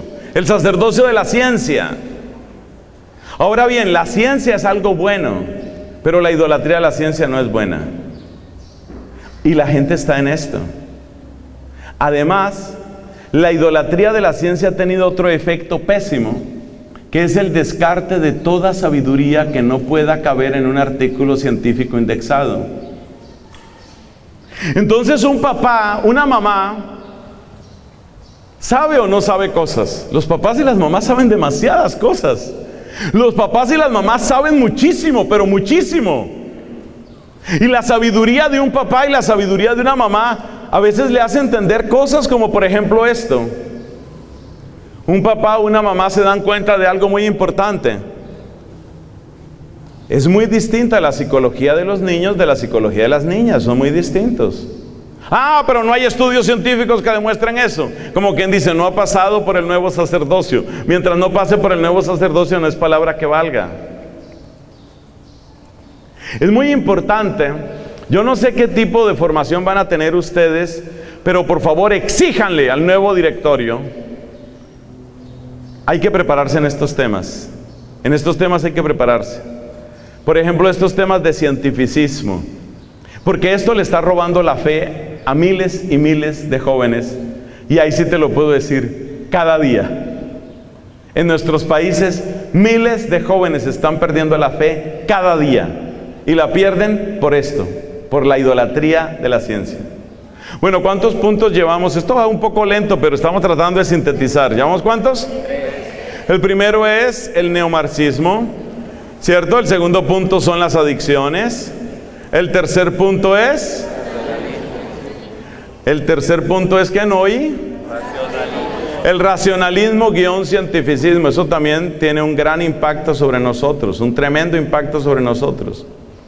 El cuarto elemento también tiene un guión, lo señaló el Papa Benedicto, se llama subjetivismo guión relativismo. Te voy a contar cómo es una persona infectada de este subjetivismo guión relativismo. Te lo voy a contar cómo es. Síntomas de la enfermedad. Esto es como cuando una persona le da herpes o cuando una persona le da sarampión, que hay síntomas, ¿no? Síntomas iniciales. De síntomas de que tú estás infectado de subjetivismo guión relativismo. Los síntomas son muy sencillos. La persona termina toda discusión de esta manera. Esa es tu idea, yo tengo la mía. Tú pensases, yo pienso esto. Ya está, acabó la discusión. ¿Debería ponerse pena de muerte en Bolivia? Sí. No. Bueno, tú tienes tu idea, yo tengo la mía. O sea, el subjetivismo guión relativismo es la ideología que nos hace pensar que todas las opiniones son respetables por el hecho de que todas las personas son respetables. Esa definición yo la copiaría. Por ejemplo, usted que ha estado hasta ahora en una actitud aplicada, juiciosa, ejemplar.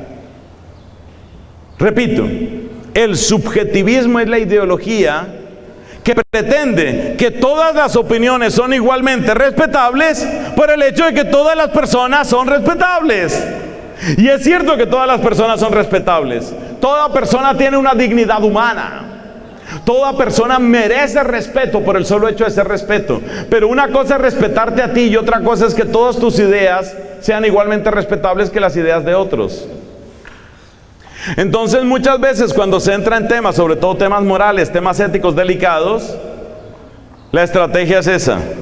¿Cuál es la estrategia? La estrategia no es, esa es tu idea, eso es lo que tú piensas.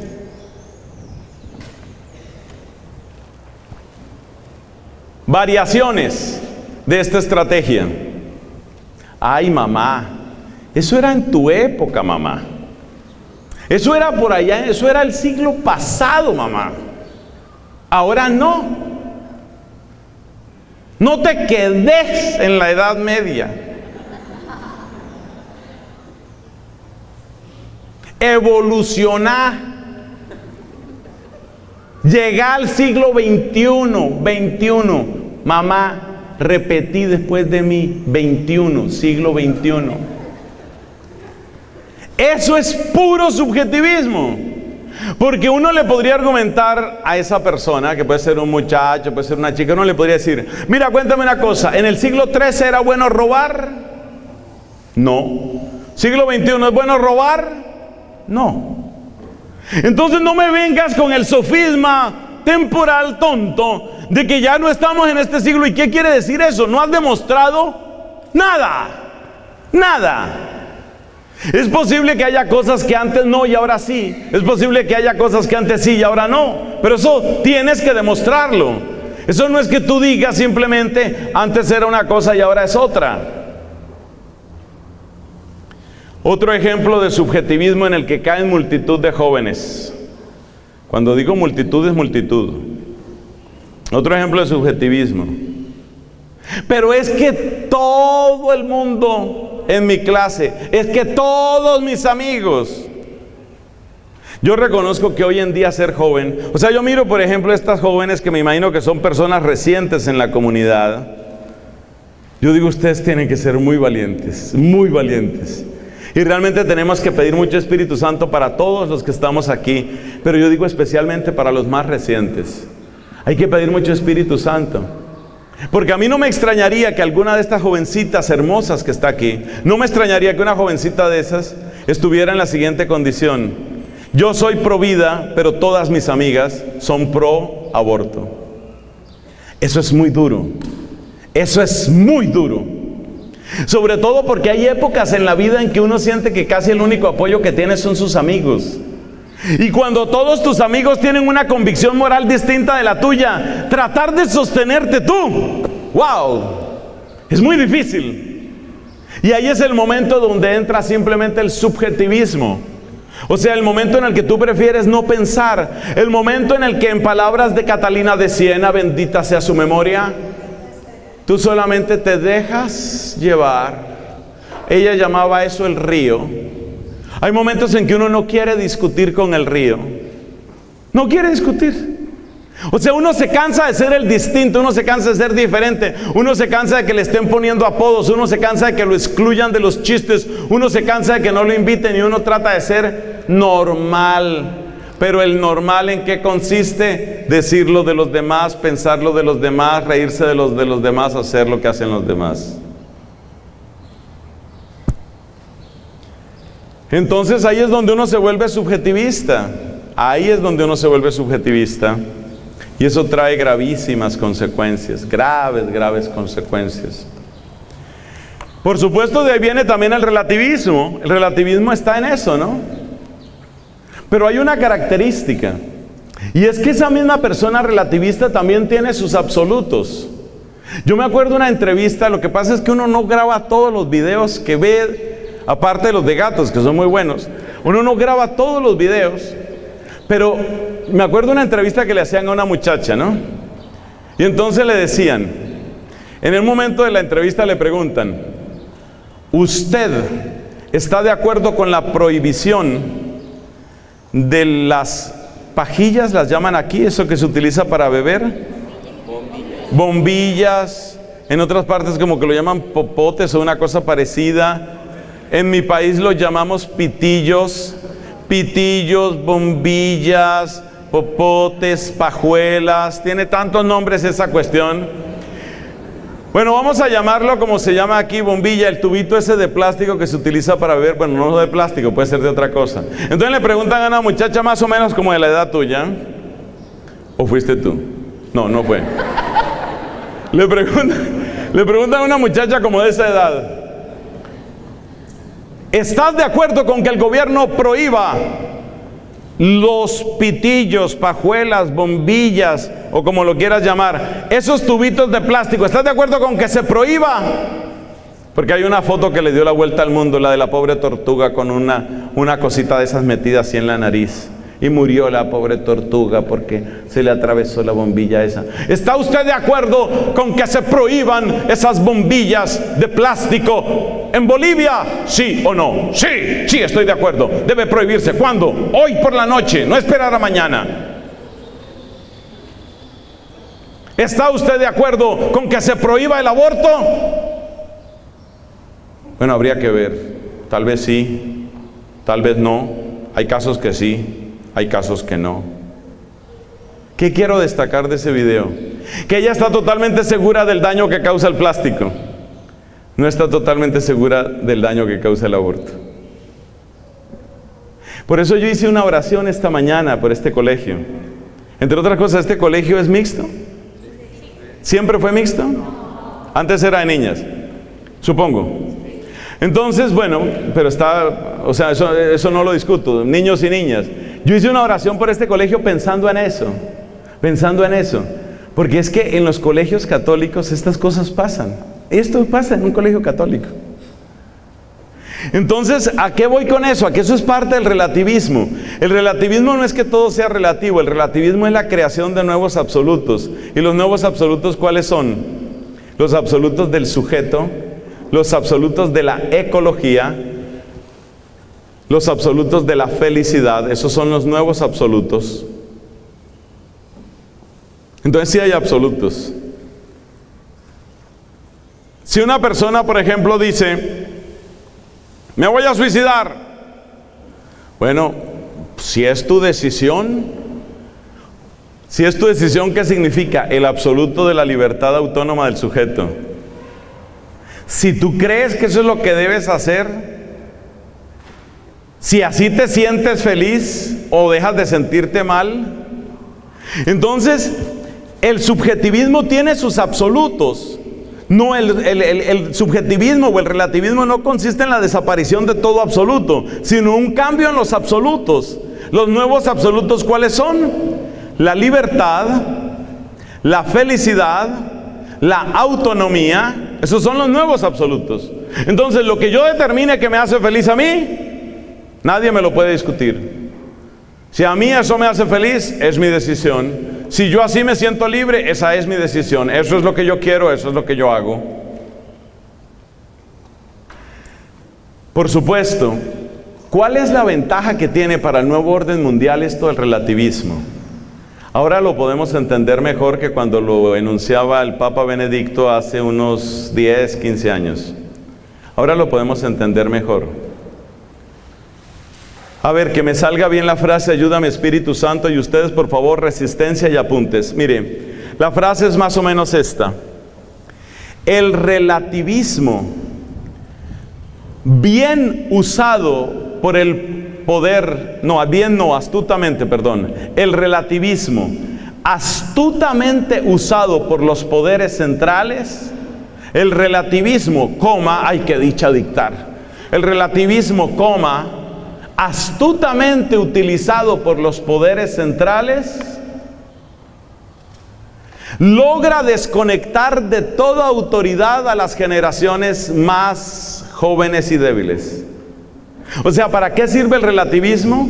Para que tú no le creas nada a tu papá, para que tú no le creas nada a tu mamá, para que tú no le creas nada al cura, nada, no le creas nada. Tú sigue tu camino, tú eres libre.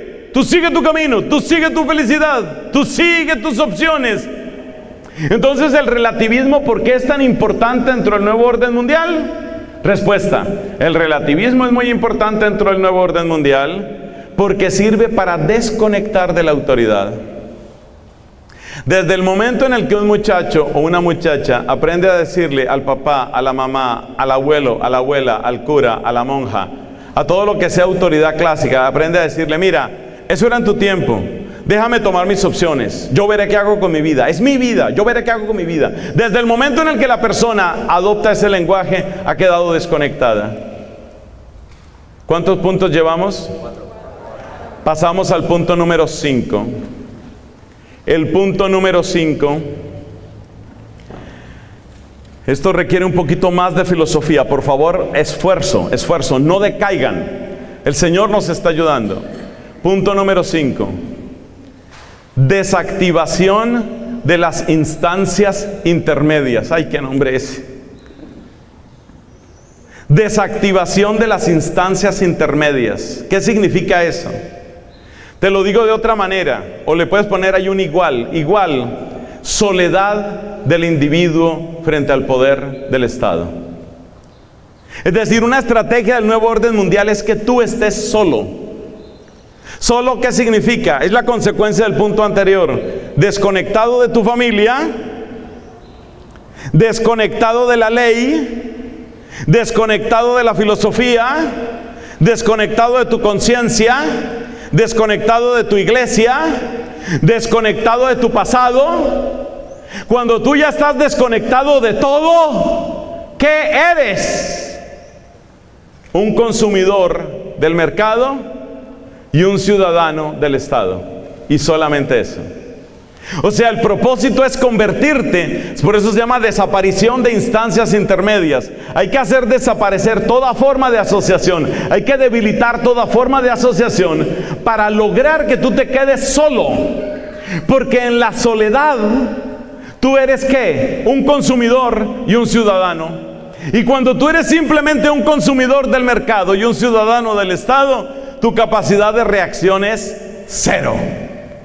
Estás oficialmente muerto. Ya no puedes hacer nada. La famosa novela 1984 ¿es? ¿U 86? Una de esas, 84, ¿no? Gracias. La famosa novela 1984 habla sobre ese tipo de poder, donde los individuos quedan solos ante el Estado. Por eso hay que prohibir toda forma de asociación. Por eso China ha prohibido la evangelización a través de internet esta semana. No se puede transmitir en vivo, streaming, no se puede hacer streaming de misas en China, ni en chino ni en China. No se puede hacer streaming, tal vez en chino sí, pero en otros países. No se puede hacer streaming en China, no se puede hacer. Muchas personas cuando hay este tipo de eventos religiosos hacen transmisiones en vivo. Twitter lo permite, Facebook lo permite, Instagram lo permite, las grandes redes sociales lo permiten, YouTube lo permite. En China no puedes hacer eso. En China lo que tú quieras publicar que pueda servir para que crezca la fe de la gente en tu religión, tiene que pasar por la oficina de censura del gobierno. Ellos son los que tienen que determinar si tu predicación es apta para ser difundida en otras partes. Esa es la manera como funciona el gobierno chino. Ese es el estilo de China. Entonces, ¿qué pasa? ¿Para qué es eso? Para erosionar, para agrietar el derecho de asociación. Esa es otra manera de enunciar este punto. Agrietar toda forma de asociación. Lo hemos llamado desaparición de las instancias intermedias. Agrietar el derecho de asociación. ¿Qué pasa? Imaginémonos, Dios no lo permita jamás, pero imaginémonos que llegara un gobierno absolutista y tiránico en un grado brutal, que dijera: queda disuelta la asociación, queda disuelta la comunidad Betania. ¿Qué quiere decir eso? Mira, esto que tú estás recibiendo en los retiros, en las asociaciones, en las oraciones, en los cursos, esto que tú estás recibiendo se te acaba. O sea, yo me pongo a pensar todo lo que los grupos de oración han hecho en mi vida, todo lo que las comunidades han hecho en mi vida. Mi vocación jamás hubiera florecido sin un buen grupo de oración, jamás. Yo tenía que dar unos pasos muy grandes porque yo estaba metido en el mundo de la ciencia. Muchos de ustedes saben, yo estudiaba física y matemáticas pura. En la Universidad Nacional era un cambio brutal. Yo no tenía el apoyo de mi familia. La primera persona que se oponía era mi mamá. Después se convirtió en mi gran aliada muchos años después. Pero en ese momento de mi cambio, mi principal opositor era mi madre. Mi papá no se metía en eso. Mis hermanos guardaban distancia. ¿Qué salvó mi vocación? Un grupo. Pero si no hay grupos, si están prohibidas las asociaciones, si no se puede evangelizar, entonces la desaparición de los grupos. Bueno, pero ustedes dirán, ¿y qué impide los grupos? ¿Qué impide que haya grupos? Los grupos de todas maneras siguen existiendo. No, no es cierto. Entonces, ¿qué está pasando, por ejemplo, en las universidades? En las universidades, en los colleges y en las universidades norteamericanas, hay todo tipo de clubes y todo tipo de asociaciones. Tú puedes hacer una asociación de fútbol, puedes hacer una asociación de bolos, una asociación de colección de estampillas, puedes hacer muchísimas asociaciones, pero no todas las asociaciones valen. Porque en el momento en el que tú quieres hacer, por ejemplo, asociación para la defensa de la familia tradicional, en ese momento te intervienen. ¿Estoy hablando de Rusia? No. ¿Estoy hablando de China? No.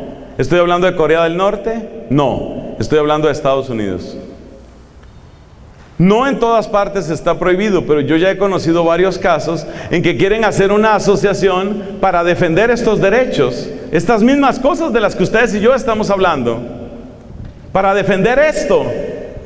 No, la asociación de ustedes está prohibida porque es promotora del odio. Como ustedes no admiten lo que tienen que admitir, significa que ustedes difunden odio. Entonces eso es lo que se llama disolución de las instancias intermedias. El ataque es ¿a qué? A las iglesias, a las comunidades, a los grupos. Eso es muy tenue, en un país como este es muy tenue, muy tenue, gracias a Dios. Por eso nos podemos dar este lujo, por eso podemos filmar este video. Pero ustedes saben muy bien que en China no se puede filmar este video. Ustedes saben muy bien que en Corea no se puede filmar este video, Corea del Norte no se puede. Entonces es parte del nuevo orden mundial la desaparición o debilitamiento de las instancias intermedias. Vamos a terminar con los últimos dos puntos que tienen que ver directamente con la iglesia. Y vamos a hablar de dos temas bien incómodos y bien delicados. El primero es campañas masivas de desacreditación de la iglesia. Campañas masivas de desacreditación de la iglesia. ¿Por qué? Porque la iglesia es la única instancia. La única. La iglesia es la única instancia que se opone a muchas de estas cosas. Por eso hay que infiltrarse en la iglesia, por eso hay que meter gente en la iglesia que enseñe lo que no es. Ya a estas alturas yo creo que ya no podemos tener dudas. Lamentablemente la iglesia católica está infiltrada. Es así. A ustedes no les extraña si en algún momento ustedes empiezan a oír que un sacerdote, por eso hay que escoger muy bien qué predicadores ustedes buscan. En este y en este tipo de retiro y en cualquier otro retiro y en la misa a la que usted vaya, hay muchos lugares donde usted va y usted escucha y usted dice, hey, esa no es la fe. Eso no fue lo que nos dejó el catecismo de Juan Pablo II. En este momento lo más sólido que yo le puedo recomendar a usted es el catecismo de la Iglesia Católica como lo dejó Juan Pablo II. Porque es posible que se metan también con ese catecismo y empiecen a despedazarlo. Hay enemigos también dentro de la iglesia, tristemente. Por eso le dije que estos dos últimos temas son bárbaros. Entonces el ataque a la iglesia es muy fuerte, es un ataque que consiste por una parte en infiltración, pero también desde afuera en desacreditar. Pero la manera como se está desacreditando a la iglesia actualmente es muy inteligente, ojo con eso, muy inteligente. Porque lo que se está haciendo para desacreditar la iglesia no es decir mentiras, sino es presentar paquetes de verdades de una manera oportuna. Le voy a contar cómo funciona esa estrategia. O sea, estas cosas existen hace mucho tiempo, pero es triste ver que se reeditan. ¿Sabe cómo funciona el paquete de verdades? Imagínese que yo quiero que usted pelee con su amigo que tiene ahí detrás de usted. Yo quiero que ustedes dos peleen. Resulta que ese amigo que está ahí detrás es una persona que tiene muchas cosas buenas, pero también tal vez tiene algunas cosas malas, algunos defectos. Tal vez usted ha cometido, usted que es el que quiero que le caiga mal a él, Tal vez usted ha cometido algunos errores en su vida, tal vez, ¿no? Tal vez. ¿Cierto? ¿Sí o no? Ya admitió, ¿verdad? Entonces, ¿qué hago yo para que usted lo deteste a él? Yo tomo la vida de él, la examino con una lupa y saco lo peor que sea cierto y formo un paquete. Todas son cosas ciertas, pero ese no es todo él. Todas son cosas ciertas.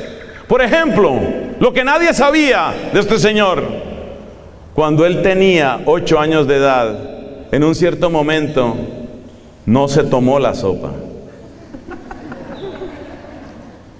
Entonces yo empiezo a reunir todo lo que sucedió. En un momento le desamarró los zapatos a su hermanita.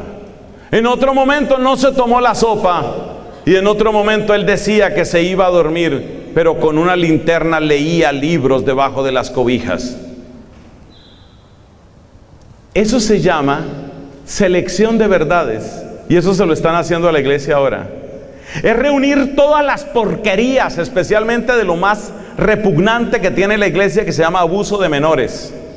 Reúnen todas las porquerías que se pueda de la iglesia, publican un gran informe y dicen: ahí tiene su puerca iglesia católica. Cuando la gente no ha terminado de asimilar el golpazo. Momento que tenemos otro informe. Tenemos el informe de Alemania. Aquí tiene su paquetazo de Alemania. Cuando la gente queda absolutamente descorazonada, cállense, cállense. Acaba de salir lo de España, el escándalo de los bancos de la iglesia en España. Y todo es verdad. Se llama selección de verdades sucias. Esa estrategia la están utilizando contra la iglesia en este momento. Es muy importante esa estrategia porque es muy difícil de responder a ella. Efectivamente, lo que dicen esos informes son ciertos. Ustedes, por ejemplo, oyeron lo que pasó con los 1000 casos de abuso. 1000 casos de abuso. Pero ojo, 1000 casos de abuso en 70 años de investigación. ¿Te das cuenta el método? Una lupa, ¿cierto? Saco lo peor, lo peor, lo peor, lo peor, lo peor. Hago un gran paquete, lo lanzo a la prensa y digo: esta es la iglesia. ¿Qué tal que se hiciera esa misma selección con tantas cosas buenas que ha hecho la iglesia? ¿Qué tal que se hiciera esa selección con tantas vidas rescatadas? ¿Qué tal que se hiciera esa selección con tantos matrimonios reconciliados? ¿Qué tal que se hiciera esa selección con tantos jóvenes que han sido salvados de toda clase de daños? Pero eso no se presenta. Solo se hace selección de verdades puercas y así se ataca a la iglesia. Entonces, ¿qué pasa? Que esta generación, por ejemplo, esta generación, para eso se sentaron en esa silla, esta generación hermosa que tengo aquí, estas niñas y la gente de su edad está creciendo con una idea: todo lo de la iglesia es puerco, todo lo de la iglesia es sucio, todo lo de la iglesia es hipócrita, todo lo de la iglesia es falso, o casi todo. ¿Qué pasa? Que en el momento en el que llega una discusión seria, por ejemplo, discusión sobre matrimonio igualitario, discusión sobre justicia social, discusión sobre aborto, en ese momento un sacerdote va a levantar la mano: usted cállese, pedazo de pederasta, hipócrita, mentiroso, medieval, inquisidor. ¿Eso me lo estoy inventando? No. Los que han visto lo que me sucede a mí en redes sociales se dan cuenta que eso es exactamente lo que sucede. Cualquier voz de la iglesia, lo primero que me gritan es pederasta, hipócrita, inquisidor. Esas tres van así seguidas, pero las sacan así en un solo aire: pederasta, inquisidor, hipócrita, desgraciado. Ese es el efecto de esta estrategia. Esta estrategia es para desautorizar a la iglesia.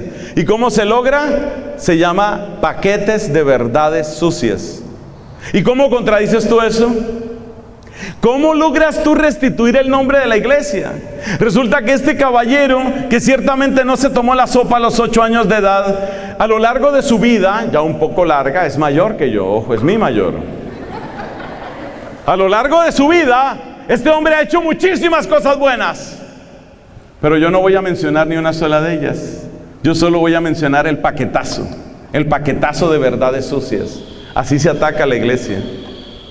Y los medios de comunicación están ahí. listos para difundir, listos para decirle a la iglesia cómo tiene que cambiar. Último punto. Nuestro último punto, amados hermanos, tiene que ver con una realidad particularmente incómoda, particularmente dolorosa y a la que mucha gente dentro de la iglesia no le quiere poner atención, y se llama homosexualidad masculina dentro de la iglesia. Todos sabemos que existe homosexualidad femenina, pero sabemos también que existe homosexualidad masculina. Y hay una gran diferencia, así como hay diferencia entre el hombre y la mujer, hay una gran diferencia entre el comportamiento homosexual masculino y el femenino. La infiltración homosexual en la Iglesia Católica es algo que ya no se puede negar. Hay gente que lo quiere seguir negando, no se puede negar. Es una realidad a la que hay que hablar, de la que hay que hablar. Y es bueno que ustedes sepan por qué ha sucedido y qué hay detrás de esto.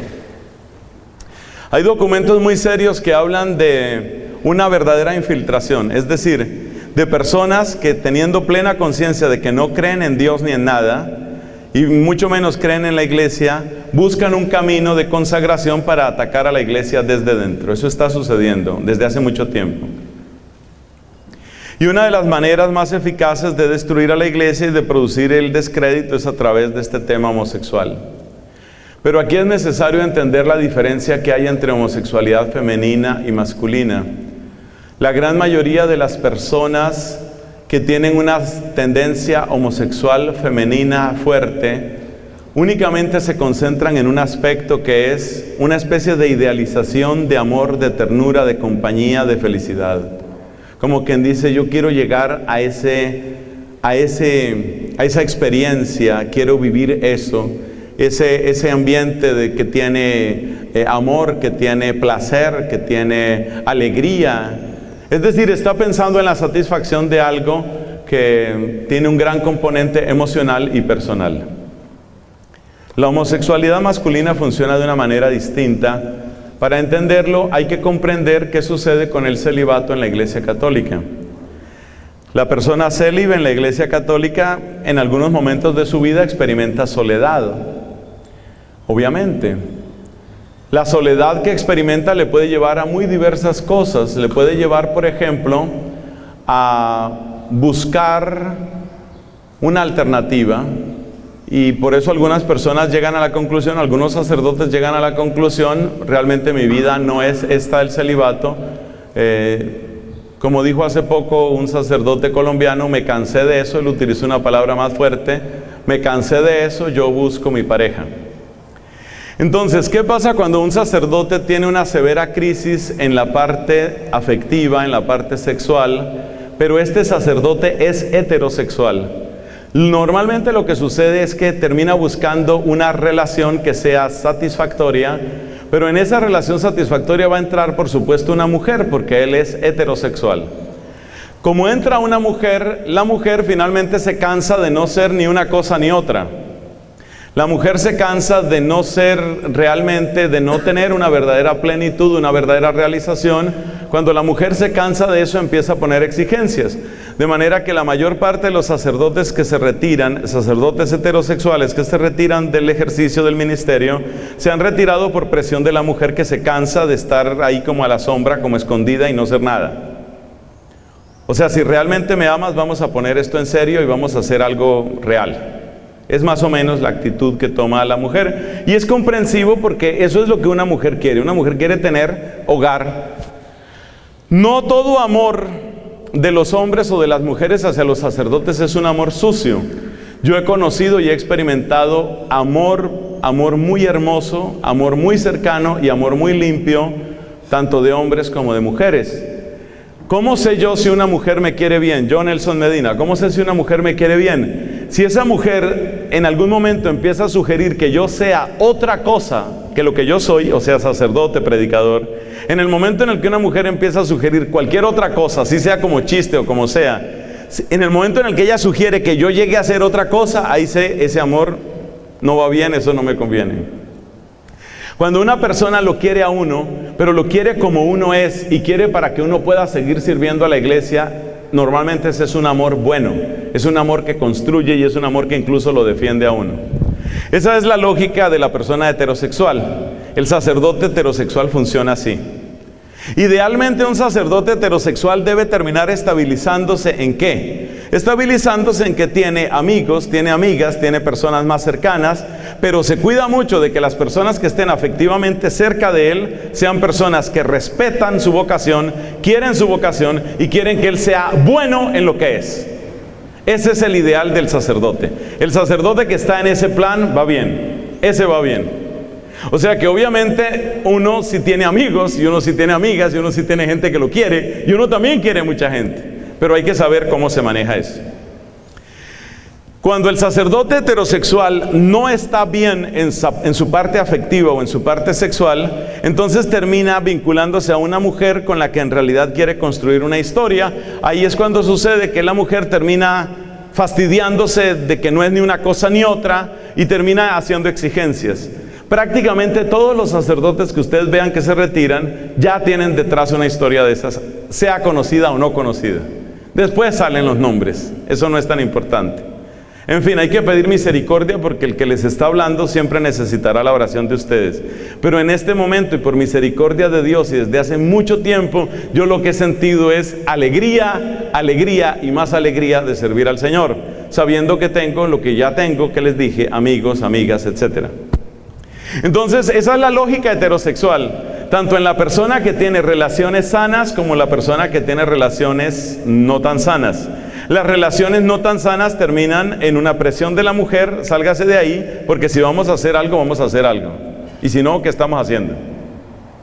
Ese es el caso heterosexual. Pero ¿qué pasa en el caso homosexual? En el caso homosexual la presión de salida no existe. Ese es el dato fundamental.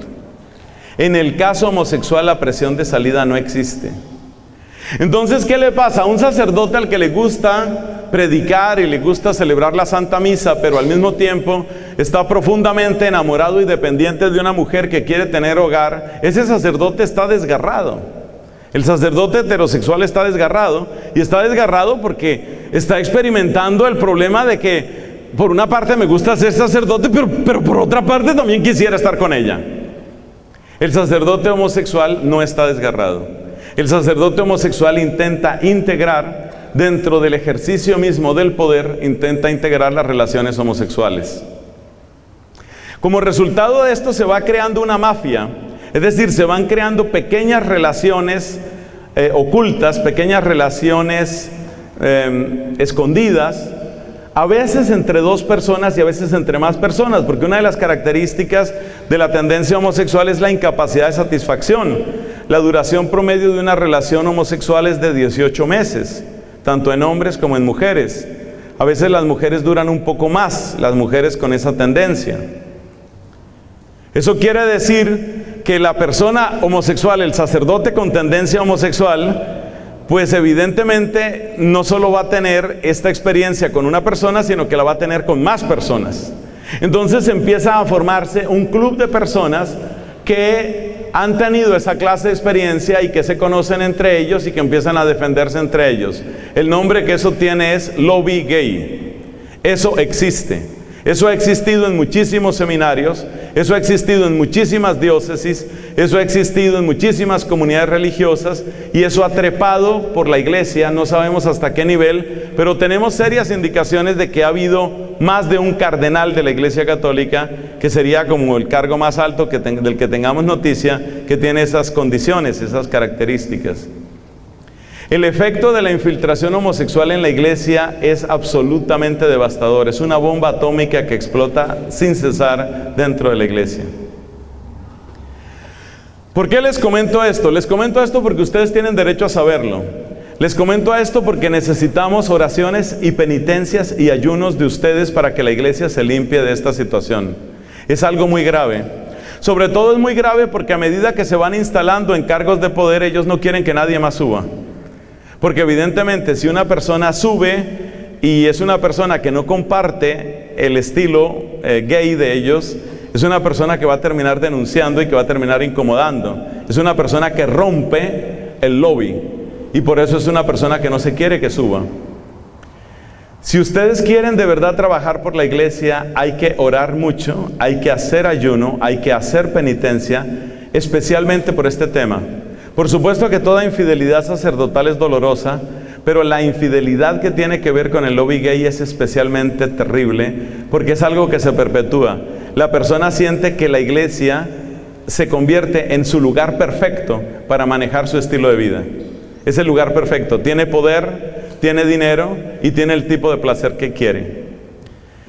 No vamos a salir, la Iglesia Católica no va a salir de ese problema si no es con la intervención de grandes santos y con la oración masiva de muchísimas personas. Esto ha entrado a la iglesia para destruirla, para desmoronarla desde dentro. Nunca había dicho yo estas cosas en público, pero reconozco que ustedes, laicos, tanto los que están hoy aquí como los que luego vean estas palabras, tienen que saber lo que está sucediendo, y esto es una realidad. A partir de aquí debo decir 3 advertencias muy severas. La primera advertencia es: tengan cuidado de hacer acusaciones falsas. Hay algo en lo que tienen razón algunas autoridades de la iglesia cuando dicen que estos temas hay que manejarlos con cierta prudencia y discreción.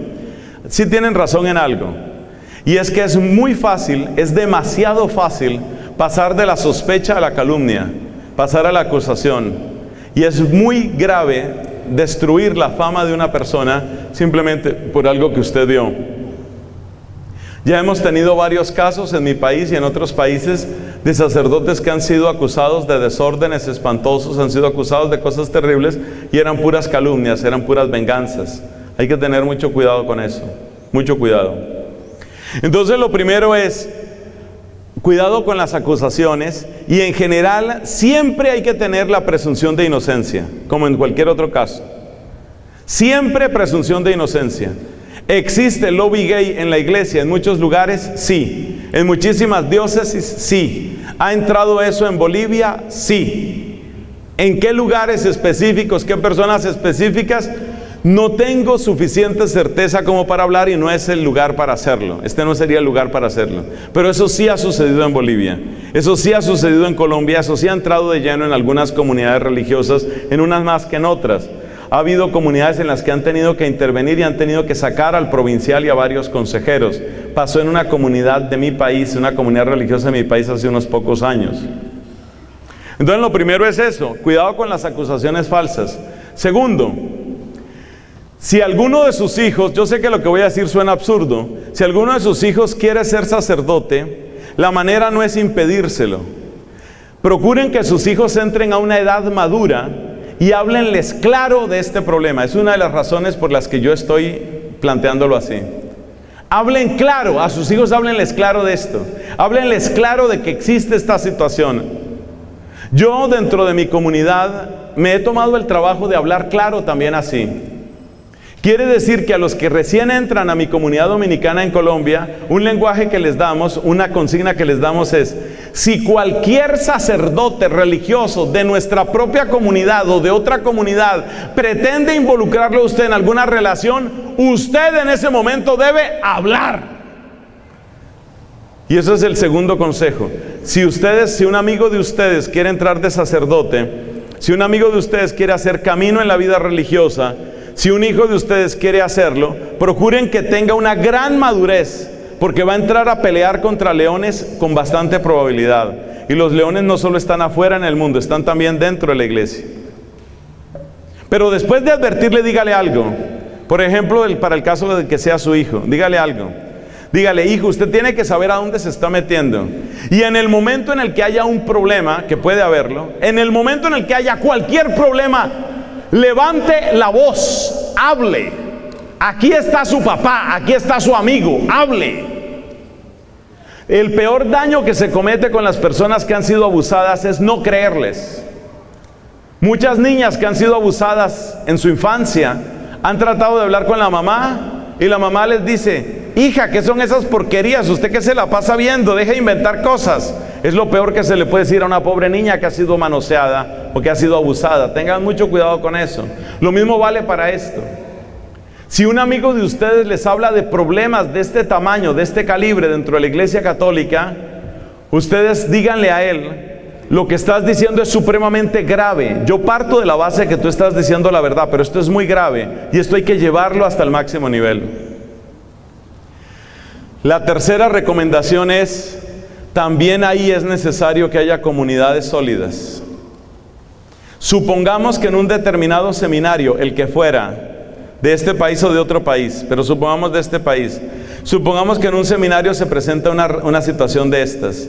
Supongamos ahora una comisión de 15 adultos, 10, 12, 15 adultos, hombres y mujeres, que piden una entrevista con el rector y le dicen al rector de ese seminario, en su seminario está pasando esto, ¿usted qué va a hacer al respecto?